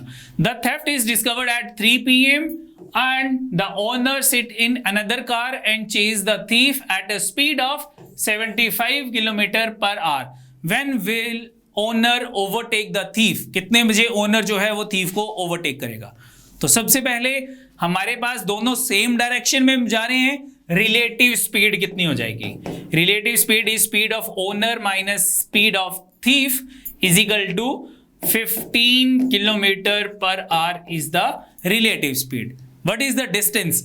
जिस टाइम ओनर ने भागना शुरू किया था उस टाइम थीफ जो था वो उससे कितने दूर भाग चुका था, कितने दूर जा चुका था? तो that is distance is equal to speed of thief into time. दोनों टाइम के बीच में डिफरेंस कितना था? हाफ आवर का, आधे घंटे का। तो speed into time is equal to 30 kilometre. ये मेरे पास जो है डिस्टेंस आ गया, ये रिलेटिव स्पीड है। ओनर ने ये 30 किलोमीटर कवर करने हैं रिलेटिव स्पीड से। कितनी देर में कवर करेगा वो? तो that is time is equal to speed divided by time. तो कितना हो गया मेरे पास? 2 hours. Distance 30 kilometre divided by speed 15 kilometre पर hour is equal to time 2 hours. तो 2 घंटे में ओनर जो है वो थीफ को पकड़ लेगा। ओनर ने कितने बजे भागना शुरू किया था? 3 बजे। 3 बजे के बाद 2 घंटे ऐड कर लो, तो 3 + 2 इज 5 PM। C option is the answer. Next देखते हैं next question. A train starts from Chandigarh at 4 PM and reaches Patiala at 5 PM, यानी कि 1 घंटे में। नेक्स्ट है while another train start from Patiala at 4 PM, same time 4 PM and reach Chandigarh at 5:30 PM, यानी कि 1.5 घंटे में। The two train will cross each other at what time? तो जो इनके मीटिंग का पॉइंट होगा that is in between 4 to 5 ही किसी टाइम पे वो मीट करेंगे। ठीक है, चलो ये चंडीगढ़, ये पटियाला। जो चंडीगढ़ से पटियाला जा रही है उसने ये डिस्टेंस 1 घंटे में कवर किया है, 4 से 5 बजे तक। जो ट्रेन पटियाला से चंडीगढ़ आ रही है वो 4 बजे चल रही है और 5:30 5:30 पे चंडीगढ़ पहुंच रही है, यानी कि उसने ये डिस्टेंस 1.5 घंटे में कवर किया है। डिस्टेंस सेम है, रेशो ऑफ टाइम की रेशो कितनी गिवन है? टाइम की रेशो मेरे पास 1:1.5 है। पॉइंट हटाने के लिए दोनों को 10 से मल्टीप्लाई कर लेता हूं। ये 10 हो गया, ये 15 हो गया। ये टाइम की ratio, what is the ratio of their speed inversely proportionate 15:10 kilometre per hour. इस ट्रेन की स्पीड जो थी वो 15 किलोमीटर पर आवर थी। इस ट्रेन की जो स्पीड है वो 10 किलोमीटर पर आवर हो जाएगी। तो what is the distance? Time into speed 15 kilometre, time into speed 15 kilometre. Distance मेरे पास 15 किलोमीटर आ गया। अब मैंने क्या कहा था कि अगर मुझे मीटिंग पॉइंट का टाइम चाहिए तो that is distance between them divided by relative speed. तो distance between them is 15 and the relative speed कितनी है दोनों के बीच में? मेरे पास 15 + 10 इज इक्वल टू 25 किलोमीटर पर आवर। ये रिलेटिव स्पीड है, अपोजिट डायरेक्शन में स्पीड एडअप हो जाती है। तो ये मेरे पास कितना आ गया? ये आवर्स में आ जाएगा, तो मिनट्स में कन्वर्ट करने के लिए इनटू 60 कर लेते हैं।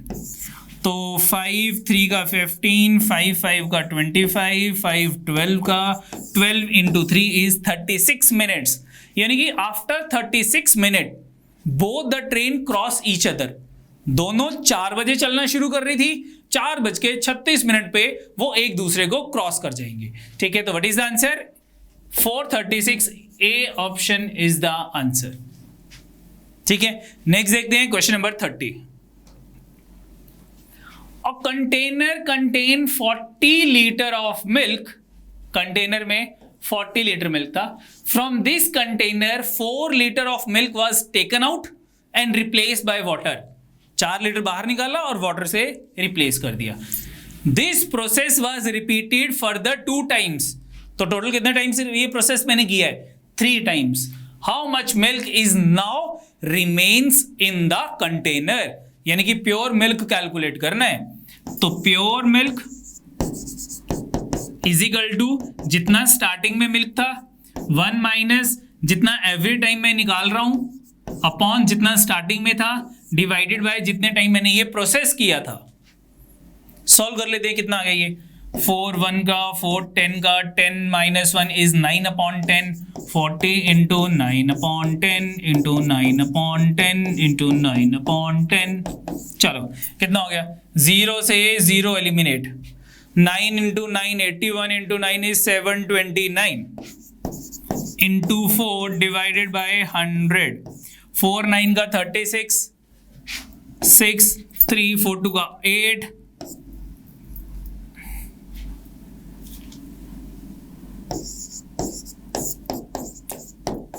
29.16 लीटर.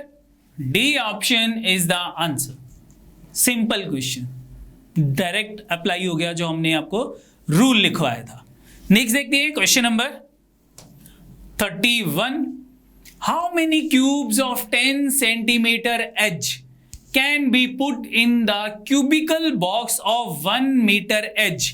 तो 1 मीटर एज का मतलब है 100 centimetre. 1 metre is equal to 100 centimetre. मेरे पास एक बॉक्स है बड़े वाला, इसकी एक एज जो है वो हमारे पास 10 सेंटीमीटर है. दिस ठीक है, ये 10 सेंटीमीटर, ये भी 10 सेंटीमीटर और इधर को भी ये 10 सेंटीमीटर. और जो मेरे पास एक स्मॉलर क्यूब है, सॉरी ये स्मॉलर नहीं 100 है, बिगर क्यूब की जो एज है वो 100 सेंटीमीटर. तो जो स्मॉलर क्यूब है उसकी एज जो है वो 10 सेंटीमीटर है. तो यहाँ पे मेरे पास कितने क्यूब्स आ सकते हैं? 10 10 10 10 10 10 10 10 10. टोटल मेरे पास 10 क्यूब्स आ सकते हैं. कैसे? 100 डिवाइडेड बाय 10 10. ठीक है, तो टोटल नंबर ऑफ क्यूब्स अगर मुझे निकालने हैं तो number of cubes is equal to volume of bigger divided by volume of one smaller cube. One smaller cube.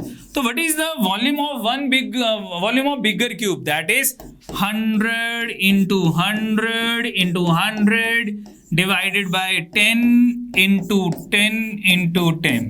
That is number of cubes.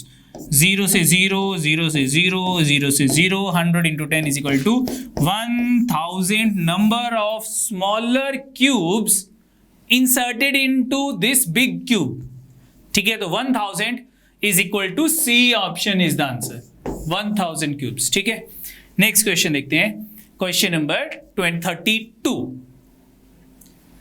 In how many ways a committee consisting of 5 men and 6 women can be formed from 8 men and 10 women. तो ठीक है, हमें 8 men and 10 women में से 5 men 6 women की committee बनानी है, यानी कि सिलेक्शन करनी है. तो सिलेक्शन है, कॉम्बिनेशन यूज करते हैं. 8 में से 5, सॉरी मेन नहीं है, मेन. तो 8 मेन में से मैंने 5 मेन सिलेक्ट करने हैं, 8C5 इंटू 10 वुमेन में से मुझे 6 वुमेन सिलेक्ट करनी है, 10C6. सॉल्व कर लो, मल्टीप्लाई करना है क्योंकि दोनों साइमल्टेनियस होंगे और नहीं हो सकता. या फिर ये सिलेक्ट करो, ये सिलेक्ट करो, या की बात नहीं हो रही, और की बात नहीं हो रही, एंड की बात हो रही है कि मेन भी सिलेक्ट करने हैं एंड वुमेन भी सिलेक्ट करनी है. तो मल्टीप्लाई करते हैं. कितना हो गया मेरे पास? 8C5 की वैल्यू कितनी होती है? 8 इंटू, दोनों को डिफरेंस 3 हो गया, 8 into 7 into 6 divided by 3 into 2 into 1, 3 2 का 6 कट गया, 8 इंटू 7 56 आ गया. मल्टीप्लाई बाय, इसको सॉल्व कर लेते हैं. 10C6 को कैसे सॉल्व करेंगे? इंटू दोनों का डिफरेंस 4 हो गया, 10 इंटू 9 इंटू 8 इंटू 7, 4 टर्म्स तक इसको एक्सपेंड करेंगे। नीचे कितना आ जाएगा 4 इंटू 3 इंटू 2 इंटू 1, तो 4 इंटू 2 8 से 8 कैंसिल हो गया, 3 से 9 और 3 की कटिंग होगी, मेरे पास रह गया 7 इंटू 3 21 इंटू 10 इज 210। दोनों को मल्टीप्लाई कर लो,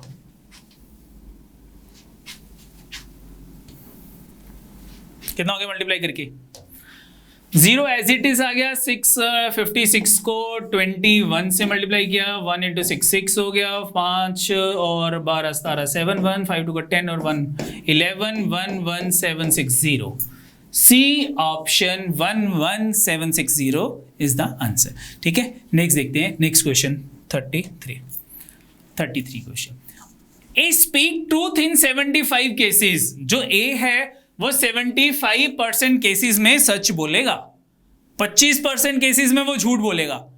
ठीक है, आगे एंड बी 80% केसेस में सच बोलेगा, तो झूठ कितने केसेस में बोलेगा 20% केसेस में। What percentage of the cases are they likely to contradict each other? Contradict का मतलब है दोनों अपोजिट फैक्ट में बोल रहे हैं, यानी कि एक सच बोल रहा है तो दूसरा अपोजिट यानी कि झूठ बोल रहा है। अगर ए झूठ बोल रहा है तो बी सच बोलेगा। कॉन्ट्राडिक्ट, एक दूसरे को कॉन्ट्राडिक्ट करने हैं। ठीक है, ए ने सच बोलना है, बी झूठ बोलेगा। ठीक है, कॉन्ट्राडिक्ट ईच अदर, या फिर और ए झूठ बोलेगा तो बी सच बोलेगा, कॉन्ट्राडिक्ट ईच अदर। ठीक है, सेम फैक्ट के ऊपर। तो ए के सच बोलने के लिए कितने परसेंट था 75%, यानी कि अपॉन में 100। बी के झूठ बोलने के लिए कितने परसेंटेज थी 80% सच बोलने के लिए था, 20% झूठ बोलने के लिए, इंटू 20%, और का मतलब प्लस हो गया। ए के झूठ बोलने के लिए 25% और बी के सच बोलने के लिए कितनी परसेंटेज थी 80%। सॉल्व कर लो, दैट इज योर आंसर। कितना आ गया 75, 0 से 0 एलिमिनेट कर देते हैं। 75 इंटू 2 इज 150 अपॉन 1000, प्लस इधर भी 0 से 0 एलिमिनेट हो गया, 25 इंटू 8 200 डिवाइडेड बाय 1000, दोनों को प्लस किया, कितना आ गया ये 350 डिवाइडेड बाय 1000। परसेंटेज में कन्वर्ट करते हैं 35 अपॉन 100, यानी कि 35%। ठीक है, तो what percent, that is 35%। C option is the answer, C option हमारी आंसर होगी। ठीक है, नेक्स्ट देखते हैं, next question, question number 34 DI का सेट था। डायरेक्शन क्या है, direction for next 5 questions. These questions are based on the table given the statistics regarding the fruits with 5 friends. 5 friends हैं, उनके पास fruits है। ठीक है, कौन कौन से नेम दे रखा है, Amit, Baldev, Chaman, Deepak, Farhan. Number of apples given है, परसेंटेज स्पॉइल की गिवन है, कितने परसेंट फ्रूट स्पॉइल्ड है, एवरेज वेट गिवन है, फिर नंबर ऑफ ऑरेंजेस हैं, सेकंड फ्रूट है ये, नंबर ऑफ ऑरेंजेस, पहला apple, then orange, then banana. बोलो ठीक है, मुझे वैल्यूज गिवन है। फिर नेक्स्ट क्वेश्चन देखते हैं, question number 34। What is the number of spoiled bananas with all the 5 friends put together? Spoiled bananas यानी कि ये गिवन है spoiled bananas की परसेंटेज। तो 20% of 200, 20% is 1/5, 200 का 1/5 कितना हो जाएगा 40। अमित के पास 40 हो जाएंगे। 250 का 30%, 25 इंटू 3 75, बलदेव के पास 75 हो जाएंगे। 160 का 15%, तो 15 6 का 90 0 9 15 प्लस 9 24 जो है वो चमन के पास हो जाएंगे। एंड 16 2/3% कितना होता है 16 2/3% होता है 1/6। ठीक है, तो दीपक के पास 300 का 1/6 जो है वो स्पॉइल्ड है, तो 300 का 1/6 करता हूं तो कितना हो गया 50। दीपक के पास 50 स्पॉइल्ड एप्पल्स हैं और फरहान के पास 10% यानी कि 18। इनका टोटल बोला था, व्हाट इज द टोटल, तो टोटल कर लेते हैं। 8 4 12 5 17 7 से एंड हो रहा है, 1 कैरी 4 5 12 13 14 19 और 1 20 20 207। D option is the answer. ठीक है, सिंपल क्वेश्चन था। परसेंटेज कैलकुलेट करनी है, ऐड करना है, ठीक है। नेक्स्ट देखते हैं, नेक्स्ट क्वेश्चन 35 क्वेश्चन है, what is the weight of all the oranges with the 5 friends put together. 5 friends के ऑरेंजेस का वेट कैलकुलेट करना है। ऑरेंजेस मुझे गिवन थे, ये नंबर ऑफ ऑरेंजेस है, इनको अगर मैं एवरेज वेट से मल्टीप्लाई करूंगा, भी नंबर ऑफ ऑरेंज को वेट से मल्टीप्लाई करूंगा तो वो उनका टोटल वेट आ जाएगा, लेकिन ग्राम्स में आएगा। ऑप्शन जो है वो केजी में गिवन थी, तो ग्राम्स को बाद में हम केजी में कन्वर्ट करेंगे डिवाइडेड बाय 1000 करके, ठीक है। तो 150 15 6 का 90 2 zeros आ गई। उसके बाद 100 इंटू 75 इज 7500 आ गया। 80 into 50 is 8 into 5 40 and 2 zeros आ गई। 200 इंटू 100 इज 20000 20,000 आ गया। 240 इंटू 9 इज 00 आ गई। 24 9 का 240 में से 20 के 4 और गए तो 216 आ गया। बोलो ठीक है, इनको प्लस कर लेते हैं। कितना आ गया प्लस करके? 3 0 6 प्लस 5 11 1 1 कैरी 10 17 21 और 1 22 2 और 2 4 6 6 ही आ गया। डिवाइडेड बाय 1000 कर लेते हैं। 2 0 से एलिमिनेट होगी, पॉइंट यहां लग गया। 62.1 kg। What is the answer? C option 62.1 kg is the answer. ठीक है, सिंपल मल्टीप्लिकेशन करनी थी, देन ग्राम्स में वैल्यू आ गई, केजी में कन्वर्ट करने के लिए डिवाइडेड बाय 1000 कर लिया, आंसर आ गया। नेक्स्ट क्वेश्चन है, what is the which of the following friends has the highest number of unspoiled bananas. Spoiled bananas given है, मुझे अनस्पॉइल्ड कैलकुलेट करने हैं। ठीक है, ये बनानास हो गए और ये इनकी परसेंटेज है। 600 का 10% स्पॉइल्ड हो गए, यानी कि कितने बनाना स्पॉइल्ड हो गए? 10। तो अनस्पॉइल्ड कितने हो जाएंगे? 90%, तो दैट इज 540। सेकंड, अगर मैं इसकी वैल्यू कैलकुलेट करता हूं 800 का 80%, क्योंकि 20% स्पॉइल्ड है, 80% कितने हो जाएंगे? 80। 800 का 80 इज 640, इसके और ज्यादा हो गए। 1000 का 35% स्पॉइल्ड है, अनस्पॉइल्ड 65%, दैट इज 650, वो इससे ज्यादा हो गए।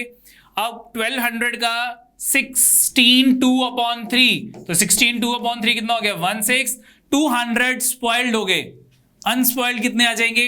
1000। आई थिंक यही सबसे ज्यादा होगा। नेक्स्ट, अगर मैं फरहान की बात करता हूं तो दैट इज 80%, 720 आ जाएगा। तो हाईएस्ट अनस्पॉइल्ड बनानास किसके पास है? दीपक के पास है। A option, Deepak is the answer. Next देखते हैं question number 37। By what percentage is the number of unspoiled oranges with Farhan? Unspoiled oranges with Farhan. This one. 240 का 25%, 1/4। तो 240 का 1/4 कितना हो गया? 60, यानी कि 60 बनाना ऑरेंजेस जो है वो स्पॉइल्ड है, तो अनस्पॉइल्ड कितने हो जाएंगे? 180। This is 180। With Farhan less than the number of spoiled bananas with Chaman। तो spoiled bananas with Chaman, ये चमन है और ये spoiled की परसेंटेज है। 35% of 1000 is 350। मुझे परसेंटेज पूछिए कि 180 कितना लेस है, तो 180 कितना लेस है, माइनस कर लो दोनों को, कितना हो गया ये? 0 8 7 15 170/350 ये आ गया मेरे पास। बोला ठीक है, तो 170 डिवाइडेड बाय 350 कितना परसेंट हो जाएगा? 0 से 0 एलिमिनेट हो जाएगा। मेरे पास आ गया 17 डिवाइडेड बाय 35। व्हाट अबाउट 35 का 50% कितना हो जाएगा? 35 का 17.5, यानी कि मेरे पास 17.5 डिवाइडेड बाय 35 होता, तो my answer is exactly 50%। Now my value is 17, तो मेरा आंसर 50% से कम होगा। 50% से कम, this is not my answer, और my answer is very very nearest to 50%। ठीक है, क्योंकि 17 और 0.5 में जो डिफरेंस है, तो या 50% ज्यादा, अगर मैं 40% निकालता हूँ, नॉट वेरी नियरेस्ट की बात नहीं करता, अगर मैं 40% निकालता हूँ डिनोमिनेटर का, तो डिनोमिनेटर का 40% कितना हो जाएगा, 35 का डबल किया, 70 का डबल किया, 140। तो यानी कि अगर मेरे पास वैल्यू होती 14/35, तो मेरे पास दिस इज इक्वल टू 40%। तो अगर 14/35 होता तो मेरे पास आंसर 40% होता, अगर 17.5/35 है तो मेरा आंसर 50% होता। मेरे पास वैल्यू 17/35 है, यानी कि 14 और 17.5 के नियरेस्ट है, तो मेरे पास आंसर जो है वो 40 और 50 के बीच में लाई करेगा, ये भी आंसर नहीं हो सकता। अब मेरा आंसर 14 के नियरेस्ट है, ये 17.5 के नियरेस्ट है, 17.5 के नियरेस्ट है, तो मेरा आंसर 50% के नियरेस्ट होगा ना। 48.57 is the answer, D option, C नहीं होगा। ठीक है, नेक्स्ट देखते हैं। क्वेश्चन है हमारे पास, approximately what is the total weight of the oranges possessed by the Amit, Baldev and Chaman. तो अमित, बलदेव, चमन के ऑरेंजेस का टोटल वेट कैलकुलेट करना है। अभी हमने पिछले क्वेश्चंस में किया था।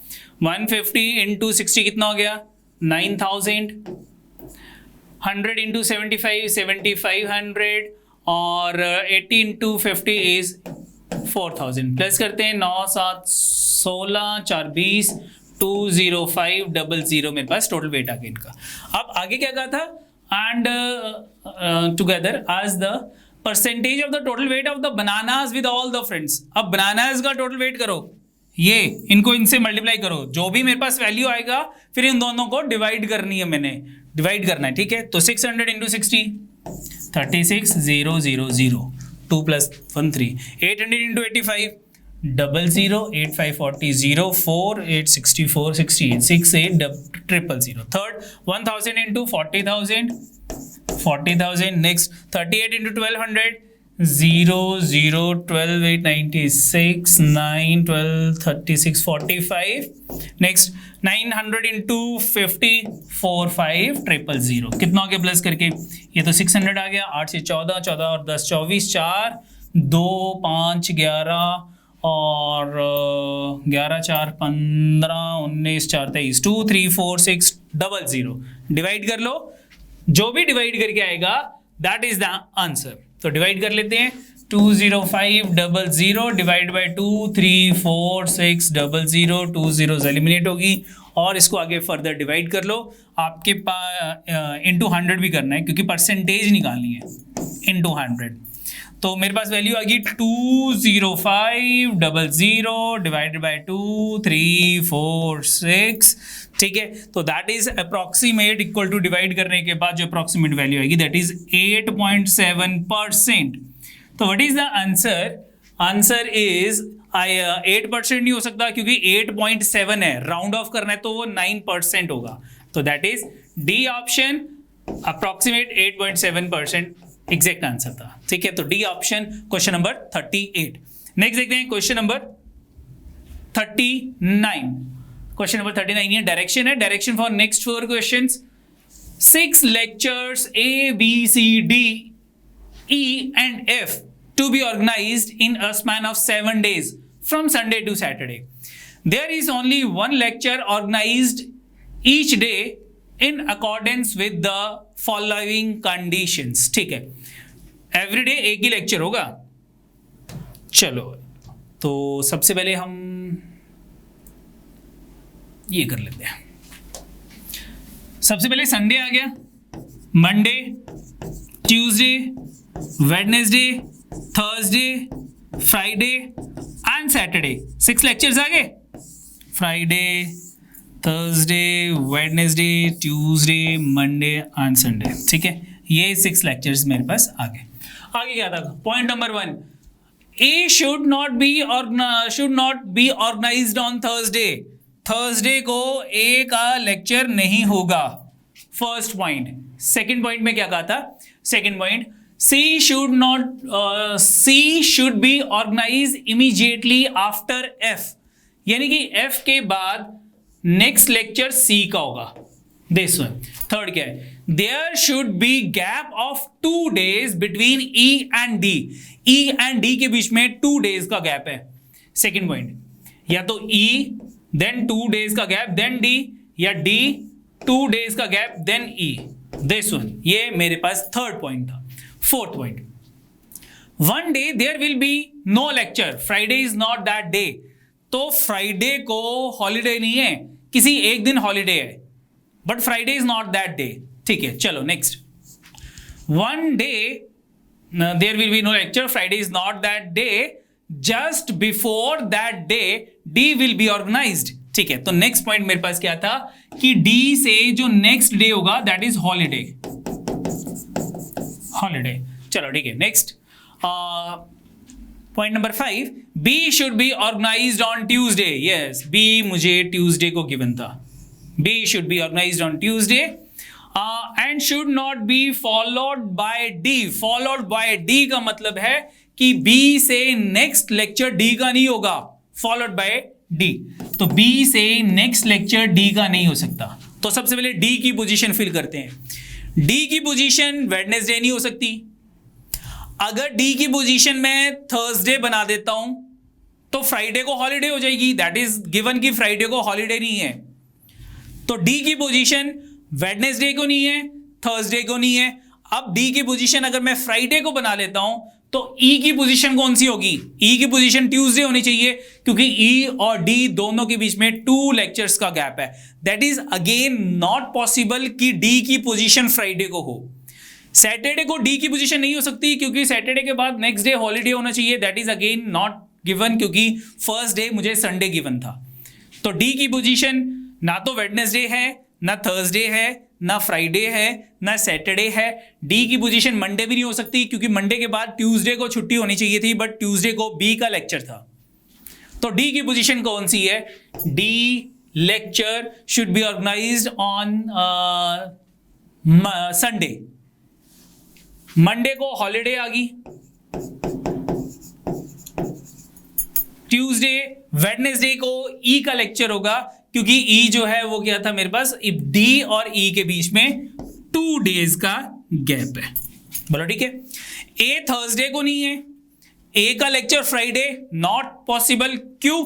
क्योंकि एफ के बाद सी का लेक्चर होगा. अगर एफ का लेक्चर फ्राइडे है तो ए का लेक्चर थर्सडे होना चाहिए. That is not possible. तो एफ का लेक्चर जो है वो थर्सडे को है, सी का लेक्चर जो है वो फ्राइडे हो गया, और सैटरडे को ए का लेक्चर हो गया.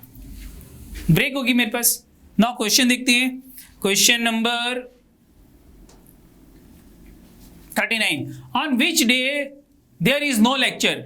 आई थिंक मंडे. मंडे को हॉलीडे थी, तो Monday is the answer. A option Monday हमारा आंसर है. नेक्स्ट देखते हैं question number 40. How many lectures are organised between C and D? तो सी एंड डी के बीच में कितने लेक्चर्स हैं? सी जो है वो फ्राइडे को है, डी जो है वो संडे को है. बीच में कितने लेक्चर्स हैं? 1 2 3 लेक्चर्स. ठीक है, तो सी एंड डी के बीच में 3 लेक्चर्स हैं. None 1 2 none of these. D option 3 lectures. Question number 41, which day will the lecture F be organized? F lecture कौन से डे को है? F will be organized on Thursday.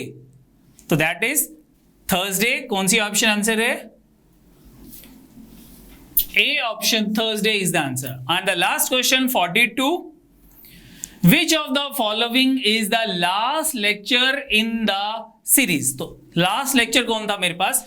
Last lecture A का था. ए ऑप्शन इज द आंसर. बोलो ठीक है. तो ये टेस्ट था, हमने डिस्कस कर लिया. जो आपके डाउट्स थे वो आप देख सकते हो यहाँ पे. और आई थिंक कि सबका टेस्ट अच्छा हुआ होगा और अच्छे मार्क्स आए होंगे. तो जल्दी से मार्क्स जो हैं वो कमेंट बॉक्स में लिख दो.